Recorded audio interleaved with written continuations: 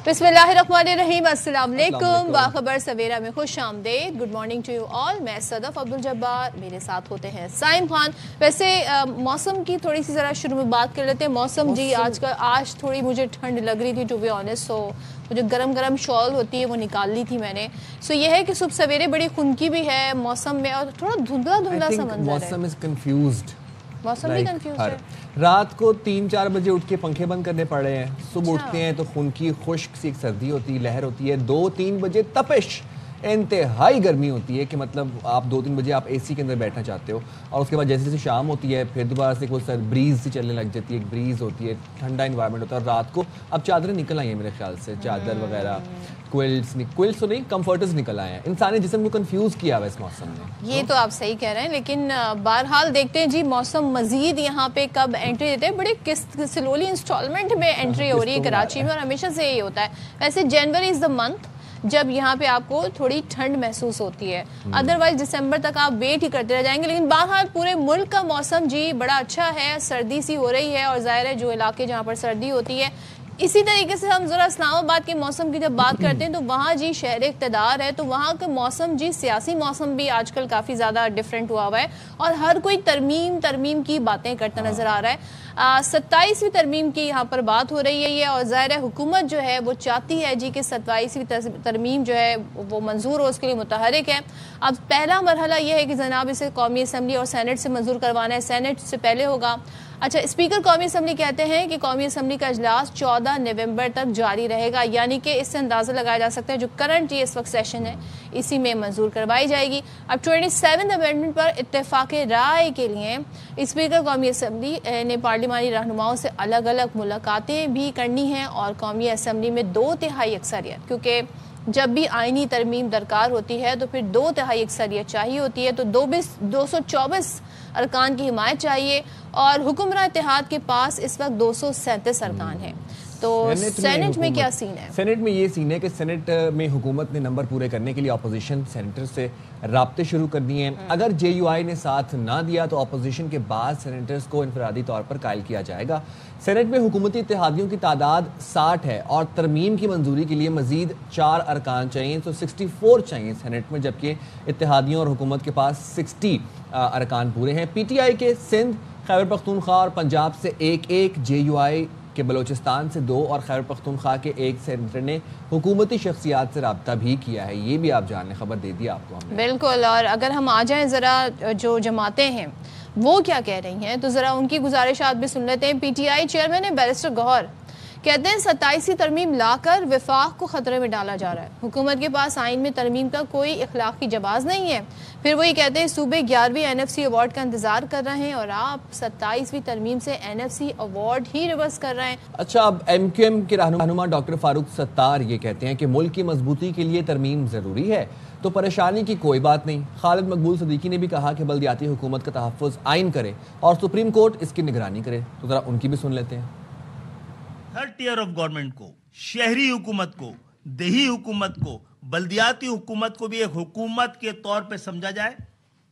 Election हो, उनके नाजिम और मेयर मुंतखब हों, और वो अपनी मुद्दत पूरी करें। इसके लिए किसी वजीर आला और वजीर आजम को अहकाम जारी ना करना पड़े, आइन में दर्ज हो, आइन फैसला करे, सुप्रीम कोर्ट उसकी निगरानी करे कि उसी तरह एक उबूरी एडमिनिस्ट्रेटर या नाजिम या मेयर आए, वो 90 दिन के अंदर इलेक्शन करे, और एक मेयर से इख्तियार दूसरे मेयर तक, एक नाजिम से इख्तियार दूसरे नाजिम तक, एक चेयरमैन से इख्तियार दूसरे चेयरमैन तक मुंतकिल किया जा सकता है। आइन एक मुकद्दस दस्तावेज जरूर है, लेकिन सहीफाए आसमानी नहीं है। जरूरत के मुताबिक, हालात की जरूरत के मुताबिक मुल्क की मजबूती और इस्तेहकाम के लिए 27वीं आइनी तरमीम की जरूरत है। कोई बहुत ज्यादा परेशानी और हैरानी होनी नहीं चाहिए। अच्छा, मौलाना फजल रहमान की बात कर लेते हैं। JUIF के सरबराह हैं, वो हवाला दे रहे थे फैसल वाडा की मुलाकात का, तो कहते हैं जी वो कोई पैगाम लेकर तो नहीं आए थे। 27वीं आईनी तरमीम का मुसवदा आएगा तो देखेंगे। अभी तो बिलावल भुट्टो ने पर्चा आउट किया है। आपने जो ट्वीट किया है 27वीं आईनी तरमीम वाले की, आपने वो देखा होगा? उन्होंने कुछ पर्चा आउट किया है, देखिए सही आउट किया है, गलत आउट किया। اچھا اب 27ویں آئینی ترمیم پر کیا موقف اختیار کیا جائے؟ فیصلے کے لیے حکومت کی سب سے بڑی اور اہم اتحادی پارٹی جو ہے وہ ہے پیپلز پارٹی، اور پیپلز پارٹی کی قیادت آج سر جوڑ کر بیٹھے گی۔ پیپلز پارٹی کی سینٹرل ایگزیکٹو کمیٹی کا اجلاس آج کراچی میں ہوگا، جس میں آئینی ترمیم کی حمایت کے لیے وزیر اعظم کی درخواست پر غور کیا جائے گا، دیگر امور بھی زیر غور آئیں گے۔ ذرائع ہمیں یہ بتاتے ہیں کہ پیپلز پارٹی 18ویں ترمیم لپیٹے جانے سے متعلق کسی شک پر سمجھوتا نہیں کرے گی، جبکہ NFC ایوارڈ، تعلیم اور بہبود آبادی، منصوبہ بندی کے محکموں پر سخت موقف اپنایا جائے گا۔ چلیں جی، تو ساری صورتحال پر بات کر لیتے ہیں۔ ہمارے ساتھ موجود ہیں جی Islamabad bureau chief Khawar بند۔ Khawar, thank you so much. 27ویں ترمیم کو لے کے جو باتیں ہو رہی ہیں، مولانا صاحب کے اسٹیٹمنٹ سے ہی شروع کر لیتے ہیں۔ وہ کہتے ہیں جی ابھی تو جب مسودہ آئے گا تو دیکھیں گے، تو اٹ مینس کہ ظاہر ہے ابھی یہ ساری ڈسکشن ہی ہو رہی ہے، مسودہ نہیں ہے کسی کے پاس، اندازہ یہ ہو رہا ہے۔ پھر یہ کہتے ہیں جی اصل تو بلاول بھٹو نے پرچہ آؤٹ کیا ہے، فیصل واڈا جب آئے تھے تو کچھ نہیں ہمیں معلوم ہوا تھا۔ تو یہ بلاول صاحب جو ہیں ان تک پہنچ کیا پیپلز پارٹی کے پاس ہے مسودہ؟ خاور، کیا ہم کہہ سکتے ہیں یہ؟ جی بالکل، بہت شکریہ۔ ایک تو مسودہ میرے خیال میں پیپلز پارٹی کے پاس ہے، اور آپ نے دیکھا کہ ایک دن پہلے جب اسحاق ڈار صاحب نے سینٹ کے اندر خطاب کیا تو وہاں پہ انہوں نے یہ بتایا تھا کہ جو پرچہ جو ہے بلاول نے آؤٹ کیا ہے یا لیک کیا ہے تھرو ہز، انہوں نے جو ایکس کے اوپر تحریر کی ہے، تو یہی وہ پوائنٹس ہیں جو ہمارے پاکستان پیپلز پارٹی کے ساتھ ڈسکس ہوئے ہیں۔ ہم نے ان کو ان نکات کے حوالے سے انفارم کیا ہے۔ تو مطلب یہ ہے کہ جو پرچہ آؤٹ کیا ہے بلاول بھٹو زرداری صاحب نے، وہ اس پرچے کو پرچے بنانے والوں نے اون کیا ہے، مطلب حکومت وقت نے اون کیا ہے۔ اور ظاہر ہے جو اگر ترمیم ہونی ہے تو میجورٹی یا حکومت وقت نے ہی اس کو پرپوز کرنا ہوتا ہے۔ سو نمبر 1 جو چیزیں انڈر ڈسکشن ہے، یہ جو 7 پہلے وہ سب کے سامنے ہے۔ اس کے بعد جو سب سے اہم ذمہ داری ہے میرے خیال میں یہ ترمیم کے حوالے سے، وہ عائد بھی پاکستان پیپلز پارٹی کے اوپر ہی ہوتی ہے، اور اس اچھا جی، خاور سے ہم بات کریں گے، ان کی آواز ہم تک صحیح سے آ نہیں رہی تھی۔ اچھا جی، اب یہ ہے کہ پیپلز پارٹی جو ہے بلاول بھٹو صاحب نے ٹویٹ کر کے 2-3 جو ہے کچھ نکات بتائے ہیں، جس میں انہوں نے خاص طور پہ تعلیم اور پاپولیشن کے حوالے سے کہا۔ NFC کے حوالے سے بات ہو رہی ہے، NFC کے حوالے سے جی کیا فیصلہ ہونے جا رہا ہے یہ دیکھا جائے گا۔ مولانا صاحب نے یہ بات بھی صدف کہی تھی کہ یہ پرچہ جو ہے یہ بلاول صاحب نے آؤٹ کیا ہے، ابھی وہ کہہ رہے تھے کہ یہی نہیں پتا کہ یہ پرچہ درست آؤٹ کیا ہے یا غلط ہے۔ So this was the entire statement. مولانا صاحب کا اس وقت یہ موقف ہے۔ اچھا جی، اب NFC کا تھوڑا سا بیک گراؤنڈ ہم آپ کو بتا دیں کہ 2009 کی اگر ہم بات کریں تو جب پیپلز پارٹی 2008 میں جب آئی تھی اقتدار میں، وفاق میں بھی، تو انہوں نے جی 18th امینڈمنٹ ہوئی تھی، اور جس میں بہت سارے اختیارات صوبوں کو مل گئے تھے، تو ان میں سے تعلیم کا شعبہ بھی تھا اور پاپولیشن کے حوالے سے بھی جو فیصلے لینے، تو اب یہ تھے۔ دوسرا NFC کے حوالے سے بھی بڑی اس میں ڈسکشن ہوئی تھی، تو کیا اب جو ٹیکس وصولی کا معاملہ ہے یا دیگر ایشوز ہیں، کیا وہ بھی اس کا حصہ ہوں گے؟ یہ تمام تر چیزیں، اور پھر ظاہر ہے یہ چیزیں وفاق کو منتقل ہو جائیں گی، تو پھر کس طریقے سے یہ مینج ہوگا، یہ ساری صورت۔ دوسرے ایک انٹرسٹنگ چیز یہ ہے کہ جی مرحلہ وار کوئی بھی امینڈمنٹ جو ہے وہ پاس ہوتی ہے تو پہلے ہی سینٹ کہا جا رہا ہے جائے گی، اس کے بعد قومی اسمبلی میں، اور عموماً ہم دیکھتے ہیں کہ قومی اسمبلی اور پھر سینٹ کی طرف جو ہے معاملہ آتا ہے۔ تو دیکھتے ہیں جی، اب 14 نومبر کا ٹائم دیا جا رہا ہے، تو یہ اجلاس کب کال ہوتا ہے، اور کیونکہ کرنٹ سیشن میں ہی اس کو جی لے کر آنا ہے، تو ابھی تک تو جی پارٹیز یہی بتا رہی ہیں کہ ان کے پاس مسودہ نہیں ہے، لیکن ظاہر ہے جب پیپلز پارٹی سے بلاول بھٹو نے اتنی ساری ڈیٹیل ٹویٹ کی ہے تو اس کا مطلب یہ ہے کہ ہی نوز اباؤٹ دا مسودہ، اور ڈرافٹ شاید ان کے پاس ہے۔ اچھا، ایک اور چیز بھی ہے نا NFC کے حوالے سے، جب NFC ایوارڈ کے تحت 2009 میں صوبوں کو وفاق سے 600 ارب روپے منتقل ہوئے، اب آپ یہ دیکھیں کہ 2025 میں یہ رقم 8206 ارب روپے تک پہنچ گئی ہے۔ تو صوبوں کی اپنی ٹیکس وصولی نہیں بڑھی، لیکن وفاق کے خرچے بڑھتے جا رہے ہیں، اور وفاق جو ہے وہ ظاہر سی بات ہے قرض لے کر یہ تمام تر خرچے جو ہے وہ پورے کر رہا ہے، اور اس کے بعد پھر NFC بھی ملتا ہے، اور پھر سبسڈی صوبوں کو ملتی ہے، لیکن صوبوں کی ٹیکس جو جنریشن ہے، ٹیکس جو کیا کہتے ہیں اس کو، وہ جو کلیکشن ہے وہ نہیں بڑھی۔ اور آپ دیکھیں کہ اب جو 2009 سے لے کر اب تک تقریباً 50-60% جو ہے وہ بڑھ گیا ہے جو خرچات صوبوں کو ملتا تھا 18ویں ترمیم کے بعد۔ اچھا، نمبر گیمز کی ذرا سی بات کر لیتے ہیں، بڑے انٹرسٹنگ ہے، جیسے کہ ہمیں پتہ ہے کہ 2/3 اکثریت چاہیے ہوتی ہے کوئی بھی آئینی ترمیم پاس کروانے کے لیے 224 کا نمبر از ریکوائرڈ. 237 حکومت کے پاس ہیں. تو یہاں پہ حکومت ظاہر مولانا صاحب کی طرف سینٹ میں بھی دیکھ رہی ہے کیونکہ وہاں پر 60 کا نمبر ہے. خاور آپ سے اس سے پہلے بات رہی تھی تو کنٹینیو کیجئے گا کہ ابھی تک کیا مطلب آ بھی رہی ہے ترمیم کہ نہیں. جو بلاول صاحب کی ٹویٹ سے تو سب نے یہی اندازہ لگا لیا کہ ترمیم آ رہی ہے, اور فیصل وارڈر تو یہاں تک کہتے ہیں جی 27ویں کی 28ویں بھی آئے گی. دیکھیے ترمیم آ رہی ہے فار آل پریکٹیکل پرپسز. جو ہمارے پاس انفارمیشن ہے, جس طرح میں عرض کر رہا تھا کہ اسحاق ڈار صاحب آپ کو پتا ہے وہ ڈپٹی پرائم منسٹر بھی ہیں, فارن منسٹر بھی ہیں, تو انہوں نے سینٹ کے اندر یہ اون کیا ہے کہ بالکل ہم یہ ترمیم لے کے آ رہے ہیں, اور یہ ترمیم بالکل کسی پیراشوٹ کے ذریعے نہیں آ رہی, اور حکومت اس ترمیم کو لے کے آ رہی ہے. اور جو بلاول بھٹو زرداری صاحب نے بات کی ہے, جو 7 نقطے جو ہائی لائٹ کیے ہیں, وہ بالکل وہی جو اس کا مواد ہے, یہی سارا سبسٹنس ہے جو ہم بات کرنا چاہ رہے ہیں. اب جو سب سے پہلے آپ لوگ ڈسکس کر رہے تھے کہ جس کے اوپر مولانا فضل الرحمان صاحب کیا بات کر رہے ہیں, جو باقی سیاسی جماعتیں, تو میرے خیال میں سب سے زیادہ جو ذمہ داری ہے نا وہ صرف پیپلز پارٹی کے سر کے اوپر عائد ہوتی ہے. اس کی بڑی واضح سی وجہ یہ ہے کہ بغیر پیپلز پارٹی یہ ترمیم پاس ہو نہیں سکتی. اب مولانا صاحب کی ضرورت نہیں ہے, یا باقی چھوٹی جماعتوں کی ریزرو سیٹوں کے بعد ضرورت نہیں ہے جو کہ مل چکی ہوئی ہیں یا پیپلز پارٹی اور خاص طور پر پاکستان مسلم لیگ نون کو. نیشنل اسمبلی کے اندر 224 ارکان کی ضرورت ہے, تو وہاں پہ پیپلز پارٹی کی تعداد 74 ہے. اسی طرح جس طرح بتا رہے تھے سینٹ کے اندر ان کی تعداد 26 ہے. تو یہ ترمیم جو بھی پاس ہونی ہے حکومت تو چاہ رہی ہے, لیکن اس کی ذمہ داری سب سے زیادہ پاکستان پیپلز پارٹی کے اوپر ہونی ہے. تو نظریں بالکل آپ نے صحیح وجہ فرمایا کہ آج کے دن سب سے زیادہ نظر ہونی چاہیے سی کے اوپر. کتنا بڑا چیلنج پاکستان پیپلز پارٹی حکومت کے سامنے رکھ سکتی ہے ان ٹرمز آف جو اس کی پیپلز پارٹی کی ڈیمانڈ ہے. 18ویں ترمیم ان کے دل کے قریب بہت ہے پاکستان پیپلز پارٹی کے. آپ کو پتا ہے 2010 میں انہوں نے یہ پاس کی ہوئی ہے, وہ کہہ رہے ہیں, اور اس کا وہ ہمیشہ جو کریڈٹ لیتے ہیں, وہ کہتے ہیں کہ جی یہ پاکستان کے آئین کو صاف کرنے میں ہم نے سب سے زیادہ یہ جو اپنا اس میں رول ادا کیا تھا, اور صوبائی خود مختاری کے حوالے سے ہم نے سب سے زیادہ رول ادا کیا تھا. سو اب دیکھنا یہی ہے کہ سی کے اندر پاکستان پیپلز پارٹی کیا فیصلہ کرتی ہے جو کہ آج ہونے جا رہی ہے. تو میرے خیال میں آج کی جو سب سے بڑی خبر ہے جو نکلے گی وہ پاکستان پیپلز پارٹی کی ایگزیکٹو کونسل سے نکلے گی. اب لیٹس سی وہ وہاں پہ کیا فیصلہ کرتے ہیں. باقی بالکل ترمیم آ رہی ہے. اور یہ جو ٹویٹ بلاول نے کی, اس کو مولانا صاحب کہہ رہے ہیں جنہوں نے پرچہ آؤٹ کیا, تو اس ٹویٹ سے تو اندازہ یہ ہو رہا ہے کہ کافی حد تک پیپلز پارٹی آن بورڈ ہے بہت سارے ایشوز پر. یہی وجہ ہے کہ بلاول صاحب نے وہ نکات بھی ٹویٹ کیے. دیکھیں اب 3 مختلف قسم کی رائے سامنے آ رہی ہے اس ٹویٹ کے حوالے سے. ایک رائے یہ ہے کہ بلاول بھٹو زرداری صاحب ایگری ہیں, اور وہ کہہ رہے ہیں کہ جی چونکہ پرائم منسٹر صاحب اپنے تمام وزراء کے ساتھ آئے تھے ہمارے ساتھ, اور انہوں نے صدر آصف علی زرداری صاحب اور ہمارے سامنے اپنی یہ پروپوزل رکھی. So okay we have agreed, اور یہ وہ چیزیں ہیں جس کے اوپر ہم بات کرنے جا رہے ہیں. نمبر 1. دوسری جو رائے جو خبریں سامنے آ رہی ہیں خاص طور پر کراچی سے ہمارے کولیگ فائل کر رہے ہیں, وہ یہ کہہ رہے ہیں کہ بلاول بھٹو زرداری صاحب ناراض ہے اس بات کے اوپر کہ یہ اتنے اہم جو پروپوزلز ہیں آپ لے کے آ رہے ہیں, تو آپ ایٹ دا 11th آور آپ ہمارے سامنے رکھے ہیں.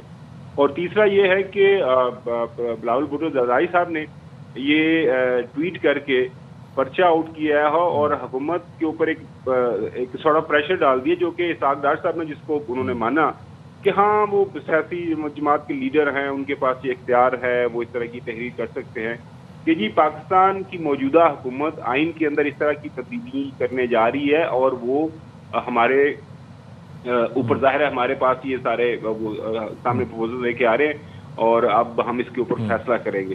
سو اب دیکھنا یہ جس طرح میں عرض کیا نا کہ سب سے اہم نقطہ اب یہی ہے کہ سی کی جو میٹنگ ہونے جا رہی ہے پاکستان پیپلز پارٹی, وہ بڑی امپورٹنٹ ہے سی کی میٹنگ جو آج ہونے جا رہی ہے. خبر بھائی ایک بات بتائیے گا, ابھی جو 27ویں آئینی ترمیم ہے یہ سینٹ سے پاس ہوتی ہوئی قومی اسمبلی میں جائے گی, کیونکہ ہم نے یہ دیکھا ہے کہ عام طور پر جب ترمیم آتی ہے تو پہلے قومی اسمبلی میں اس پہ ڈسکشن ہوتی ہے, ڈیبیٹ ہوتی ہے, بحث ہوتی ہے, but then it comes to Senate اور وہاں سے وہ پاس ہوتی ہے. اور اگر سینٹ سے اور اگر اس طرح ہوگا تو پھر سینٹ میں تو نمبر گیم کے اوپر تھوڑی روشنی ڈالیے گا. وہاں پر حکومت اور اتحادیوں کے پاس 60 ارکان ہیں جبکہ چاہیے 64 ہیں, 4 ارکان کم پڑ رہے ہیں. تو ذرا پروسیس کیا ہوگا یہ سمجھائیے گا. جی بالکل آپ نے صحیح بجا فرمایا کہ نارمل پریکٹس آئین کے اندر ترمیم کے حوالے سے یہی رہا ہے کہ سب سے پہلے جو ریپرزینٹیو ہاؤس ہے، نمائندے ہے جو عوام کے براہ راست چنندہ نمائندے، وہاں سے یہ اوریجنیٹ ہوتا ہے، کیونکہ ترمیم آئین کے اندر ایک بڑا کام ہوتا ہے۔ لیکن اس دفعہ اسحاق ڈار صاحب یہ جو بات کر رہے ہیں کہ جی ہم چونکہ سینٹ کے اندر زیادہ پارٹیوں کی نمائندگی ہے تو ہم چاہیں گے کہ وہاں پہ پہلے کنسنسس ہو۔ آپ نے نمبر گیم کی بات کی، 3 یا 4 سینیٹرز کم پڑ رہے ہیں۔ آپشنز یہ ہیں کہ جو ہے 3 سینیٹرز ANP کے پاس ہیں، وہاں سے لے لیے جائیں، ان کو بھی مدعو کیا ہوا ہے، میرے خیال میں شاید کل ملاقات ہوگی ہے یا آج ہوگی ایمن ولی خان صاحب کے ساتھ، پرائم منسٹر صاحب کی۔ اور اس کے علاوہ بھی 6 ایسے سینیٹرز ہیں جو ظاہر آزاد حیثیت سے موجود ہیں، جو بھی آپ خبر دے رہے تھے، ان کے ساتھ بھی رابطہ ہے۔ تو میرے خیال میں جب 26ویں آئینی ترمیم پاس ہوئی تھی تب تو اس سے زیادہ کافی تعداد میں سینیٹرز کم تھے، تو وہ بھی پورے ہو گئے تھے۔ تو number game is not an issue. میرے خیال میں اس دفعہ جو اسحاق ڈار صاحب نے بات کی کہ ہم کوشش کریں گے وہ جو مسودہ ہے اس کے اوپر پھر حاصل بحث ہو، ایون کمیٹیز لیول تک بھی وہ مسودہ جائے، وہاں پہ اپوزیشن پولیٹیکل پارٹیز جو ہے وہ بھی اپنی اس کے اوپر فیڈ بیک دے سکتے ہیں اور اپنی رائے کا اظہار کر سکتے ہیں، تاکہ اس کو یہ جو ڈاکومنٹ ہے، نیا ڈاکومنٹ کنسنسس کے ساتھ لایا جائے۔ تو یہ حکومت کی ابھی تک جو رائے سامنے آئی ہے۔ باقی بات بالکل صحیح ہے جو صدر بتا رہی تھی کہ 14-15 تاریخ تک اس کو ریپ اپ کرنا ہے انہوں نے، اور جو بھی اس کے اندر چیزیں ہوں گی۔ لیکن اگین میں بار بار دہرا رہا ہوں کہ نظر رکھیے گا، اصل خبر نکلنی آج کراچی سے ہی، تو یعنی کہ پیپلز پارٹی کی جو CEC کی اجلاس ہے وہ، لیکن مولانا صاحب بھی تو ہیں، لاسٹ ٹائم بھی ہم نے دیکھا تھا کہ بڑی وہ 26ویں آئینی ترمیم کے لیے بڑا ہی جاتے تھے، بلاول صاحب جاتے تھے، پھر وزیر اعظم بھی ان سے ملنے جاتے تھے۔ تو یہ والا مرحلہ تو نہیں آئے گا، یا وہاں بھی جو معاملات ہیں مسودہ مل جائے تو پھر ان کی طرف سے بھی گو ہیڈ ہو جائے گا؟ کیا خبر ہے؟ اصل وہ اس لیے کہ اس طرح مولانا صاحب کی اتنی زیادہ اہمیت نہیں ہے کہ لاسٹ ٹائم ان کے سینٹ کے اندر جو ان کے 7 سینیٹرز ہیں JUF کے، ان کی بڑی اشد ضرورت تھی۔ اس دفعہ جو ہے مولانا صاحب کے سینیٹرز کی ضرورت نہیں ہے، آپ میری بات سمجھ رہی ہیں؟ تو مولانا صاحب اگر اس میں شامل ہو جائیں گے تو 100 بسم اللہ، اگر نہیں ہوں گے تو خبر ہمیں جوائن کیا ہے قمر زمان قائرہ صاحب نے، پاکستان پیپلز پارٹی کے سینئر رہنما ہے۔ بہت شکریہ قائرہ صاحب جوائن کرنے کے لیے۔ بتائیے گا 27ویں ترمیم کے حوالے سے جو ٹویٹ کی بلاول بھٹو صاحب نے، اس پہ ظاہر ہے ڈیٹیل اس کے بعد سامنے آئی ہے کہ کیا ہونے جا رہا ہے۔ آج CEC کا اجلاس ہے، تو پیپلز پارٹی کیا موقف رکھتی ہے، خاص طور پہ جو NFC کا معاملہ ہو گیا، صوبائی اور جو پاپولیشن والا معاملہ ہو گیا، ایک ایجوکیشن کا ڈپارٹمنٹ ہو گیا، سو گو ہیڈ ہو جائے گا آج پیپلز پارٹی کی طرف سے؟ کہ یہ ہماری قیادت کے ساتھ گورنمنٹ نے جو رابطہ کیا ہوگا اسی کی روشنی میں بلاول صاحب نے ایک ٹویٹ بھی کیا ہے، اور آج سینٹرل ایگزیکٹو کمیٹی کی میٹنگ بلائی گئی ہے جس میں یہ سارے پوائنٹس، ہمیں تو نہیں پتا کہ اس کی تفصیلات کیا ہے، اس کی تفصیلات یقیناً کمیٹی میں سامنے رکھی جائیں گی اور پھر اس پہ بحث ہوگی۔ پارٹی کا موقف یقیناً اس بحث و مباحثے کے بعد ہی ہم آپ کے سامنے رکھ سکیں گے کہ پارٹی اس پہ کیا موقف ہے۔ اور قائرہ صاحب، Peoples Party for obvious reasons 18ویں ترمیم پر سخت موقف رکھتی ہے، لیکن 27ویں ترمیم میں پھر تعلیم اور آبادی کے محکمے وفاق کے حوالے کیے جا رہے ہیں، اس بارے میں اپنا موقف شیئر کرنا چاہیں گے؟ دیکھیے، جب تک کوئی ڈیٹیل سامنے نہ آ جائے، یہ پتہ نہ چلے کہ وہ کیا پرپوزل دے رہے ہیں، کیا صوبائی محکمے وفاق کے حوالے کیے جا رہے ہیں، کوئی بیٹر کوارڈینیشن ہے، کیا ہے، یہ تو نہیں کہا جا سکتا۔ اس کے اوپر تو تنقید جو ہے وہ این بلاک یا بلینک تنقید کر دینا تو مناسب نہیں ہوتا۔ اچھا، اور کیا بلاول صاحب کی حد تک جو ہے ڈرافٹ شیئر ہو گیا ہے، اس کی آپ تصدیق کر سکتے ہیں قائرہ صاحب؟ دیکھیے، ایک بات میں اس کی تصدیق تو نہیں کر سکتا، ایک بات کہہ سکتا ہوں کہ بلاول صاحب نے جو ٹویٹ کی ہے وہ ہوا میں بات تو نہیں ہوگی، ان کے ساتھ کسی نے کوئی پرپوزل ڈسکس کی ہوگی تو انہوں نے وہ پوائنٹس دیے ہیں، ورنہ ایک پارٹی لیڈر جو ہے وہ کیسے ممکن ہے کہ بغیر کسی وجہ کے وہ اپنے خیالات تبدیلی ایسے ہی رینڈم کوئی بات کر دے۔ اور آج قائرہ صاحب پیپلز پارٹی کا CEC اجلاس ہونے جا رہا ہے، تو اس میں 27ویں آئینی ترمیم کے حوالے سے کون کون سے امور زیر بحث آئیں گے؟ मेरे भाई, हमें तो क्या पता, हमारे पास वही ट्वीट है। अच्छा, अब शाम को जो मीटिंग होगी उसमें वो एजेंडा खुलेगा, अगर उनके पास सारी तफसील होगी तो वो सारी कमेटी से शेयर करेंगे। जब शेयर करेंगे तो हम अपनी राय उस पर दे सकेंगे ना, उन पॉइंट्स पे। अच्छा, वैसे कायरा साहब, जाहिर है आप सीईसी का, पीपल्स पार्टी का इजलास होता है, उसमें डिसीजंस भी लिए जाते हैं, तो आज के दिन फैसला हतमी हो जाएगा कि पार्टी कहाँ स्टैंड करती है इन इश्यूज पर? उम्मीद तो यही है कि हो जाएगा, लेकिन अगर लेट हुआ तो फिर इजलास 2 दिन भी हो सकता है। और किसी और पार्टी से, मौलाना साहब की पार्टी से कोई राब्ते हुए इस हवाले से? ये मेरे इल्म में नहीं है। ये हमारी पार्टी की तंजीम करती है या चेयरमैन साहब अगर कोई कमेटी बनाते हैं। अभी तक कोई कमेटी नहीं है। पहले पीपल्स पार्टी अपना मकसद तो क्लियर कर ले, फिर किसी दीगर जमातों से बात करेगी। सो आज पहला इजलास हो रहा है जिसमें पार्टी की सीईसी जो बैठ के ये सारे इशू को देखेगी, उसके बाद ही किसी दूसरी जमात के साथ मशावरती अमल हो सकता है। क्योंकि खबरें ये भी कायरा साहब की हुकूमत चाह रही है जी 14 नवंबर तक जी इसे अप्रूव करा लिया जाए, तो टाइम अगर देखा जाए आज आई गेस गालिबन 6 नवंबर है, तो बहुत कम टाइम नहीं है।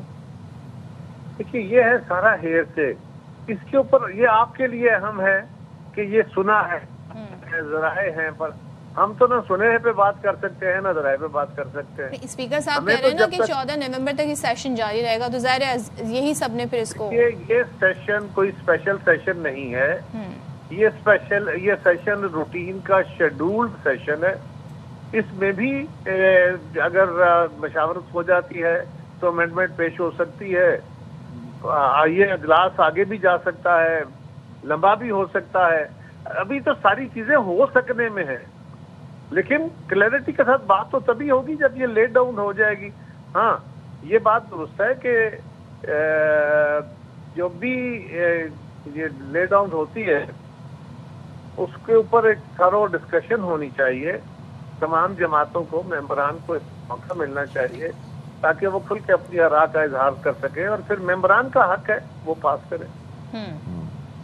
ठीक है, थैंक यू सो मच। कमर जमान कायरा साहब हमारे साथ थे, सारे इशू पर बात कर रहे थे। देखते हैं जी आज सी का इजलास है, पीपल्स पार्टी क्या फैसला करती है, उसके बाद ही पता चलेगा कि जी 27वीं तरमीम का मामला अब किस तरह से आगे बढ़ रहा है। जो भी खबर होगी आप तक पहुंचाएंगे। यहाँ जाएंगे छोटी सी ब्रेक पे, हाजिर होंगे ब्रेक के बाद।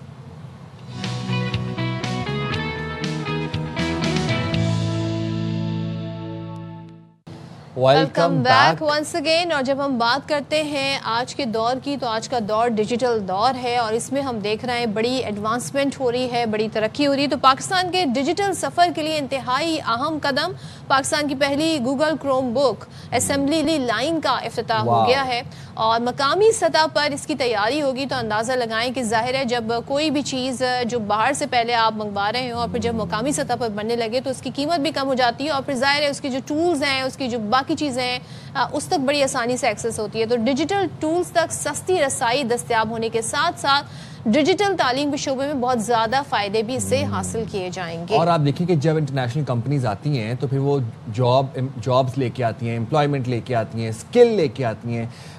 एक टेक्नोलॉजी सारिफ से टेक्नोलॉजी तैयार करने वाली कौम बनने के सफ़र में एक नया बाब है ये प्रोजेक्ट और ये डेवलपमेंट। ये मंसूबा टेक्नोलॉजी पर मबनी तालीम और मकामी IT इंफ्रास्ट्रक्चर को फ़रोग देने का सबब बनेगा। और देन अगेन गूगल की प्रेजेंस पाकिस्तान में होगी, इट्स अ बिग डेवलपमेंट। और सिर्फ आलात की तैयारी तक महदूद नहीं है बल्कि मुस्तकबिल में बरामदात, रोज़गार और डिजिटल मईशत की फ़रोग की राह भी हमवार करेगा ये संगे मील।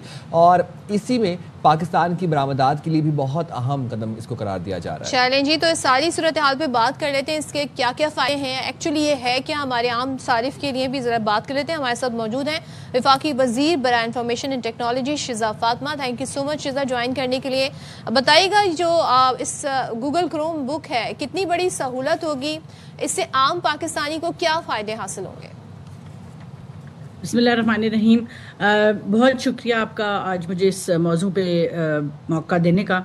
देखिए आज कल जो हमने एक अनाउंसमेंट की गूगल के पाकिस्तान आने की, उसके 3 पहलू थे, जिसमें एक था कि हम पाकिस्तान के अंदर क्रोम बुक की असेंबली लाइन जो है वो स्टार्ट हो गई है। तो इसमें गूगल से हमारी पिछले साल से बात चल रही थी और इनकी टीम आई, वज़ीर आज़म पाकिस्तान शहबाज शरीफ साहब से मिली और प्राइम मिनिस्टर साहब ने इनको बहुत इंकरेज किया कि पाकिस्तान में इन्वेस्टमेंट करें। اور آج ہم نے دیکھا کہ 1 سال کے اندر انہوں نے ہمارا جو national telecom and radio corporation ہے NRTC کے نام سے، اس کے ساتھ ایک پارٹنرشپ کی، اور لوکل پارٹنرز میں ایک ٹیک ویلی پاکستان ہے، آسٹریلیا کے پارٹنر الائڈ ہیں، ان ساروں نے مل کے پاکستان کے اندر اب کروم بک کی اسمبلی لائن شروع کی، جس سے سالانہ 5 لاکھ لیپ ٹاپس جو ہیں وہ بنا کریں گے. اور ہری پور میں یہ اسمبلی لائن ہمارا جو اسپیشل ٹیکنالوجی زون ہے اس کے اندر یہ اسمبلی لائن ہے. اور میں نے جا کے دیکھی، state of the art assembly line ہے. مگر جو مجھے سب سے زیادہ خوشی ہوئی کہ 600 لوکلز وہاں پہ صرف اس ایک اسمبلی لائن کے اوپر، جس کی ابھی کیپیسٹی انشاءاللہ بڑھے گی جیسے جیسے ڈیمانڈ بڑھے گی، مگر 600 بچے بچیاں ینگ امپلائڈ تھے، اور اس میں بہت ساری ینگ خواتین تھیں جو کہ وہاں پہ اس فیکٹری کے اندر کام کر رہی تھیں. تو جب لوکل مینوفیکچرنگ اسمبلی شروع ہوتی ہے تو ٹیکنالوجی ٹرانسفر ہوتی ہے. ابھی ہم اس کی مزید لوکلائزیشن کی ان سے بات کر رہے ہیں. ٹیکنالوجی ٹرانسفر ہوتی ہے جب آپ کے بچوں کو اس طرح کی ہائی ٹیک انڈسٹری میں کام کرنے کا موقع ملتا ہے تو کیپیبلٹی ڈیولپ ہوتی ہے، آپ کا کرٹیکل ہیومن ریسورس ڈیولپ ہوتا ہے. اور انشاءاللہ آگے جاتے ہوئے ہم دیکھیں گے کہ پاکستان سے بننے والا جو میڈ ان پاکستان کروم بک ہے اس کو ہم دنیا میں ایکسپورٹ کریں گے. تو یہ ایک پوری ایکو سسٹم جو ہے وہ ڈیولپ ہوتا ہے. اس سے باقی جو ٹیکنالوجی کمپنیز ہیں ان کو بھی انکریجمنٹ ملتی ہے کہ پاکستان کے اندر کس طرح کے مواقع موجود ہیں. اور یہاں پہ میں ضرور کہنا چاہوں گی کہ ہمارے جو منسٹر ہیں ڈیفینس پروڈکشن کے، انہوں نے ہمارا بڑا ساتھ دیا، اور اسی طرح سے ایک لارجر جو میکرو اکانومی بہتر ہوئی، ہماری معیشت میں بہتری آئی، یہ اس کا انجام ہے کہ ہم آج یہ تمام چیزیں دیکھ رہے ہیں. اور شیزا آبویسلی افضل میں چاہتا ہوں کہ آپ روشنی ڈالیں کہ جاب کریشن کے حوالے سے کتنا اہم سنگ میل ہے یہ. اسکل ڈیولپمنٹ کا جو ایک گیپ تھا، پاکستان آج سے کچھ عرصہ پہلے تک لیبر تیار کر رہا تھا جو کہ سعودی جاتے تھے، جو کہ گلف والی کنٹریز میں موسٹلی جاتے تھے، وہاں ریکوائرمنٹ ہوتی تھی. اب یہ جو گوگل کی پریزنس ہے پاکستان میں، اسکل ڈیولپمنٹ ہوگی، اور وہ جو ویکیوم ہوگا، exactly high tech skill development ہوگی، اور وہ جو ویکیوم میں کریٹ ہوا تھا وہ بھی کور ہوگا. اینڈ لاسٹلی یہ بھی بتائے گا کہ آبویسلی اب جب یہ گوگل کروم بک کی اسمبلی لائن پاکستان میں آئے گی تو اس کے بعد پھر انٹرنشپ کے مواقع پرووائڈ کیے جائیں گے انجینئرس کو، ہمارے بچوں کو. جی ایبسلیوٹلی.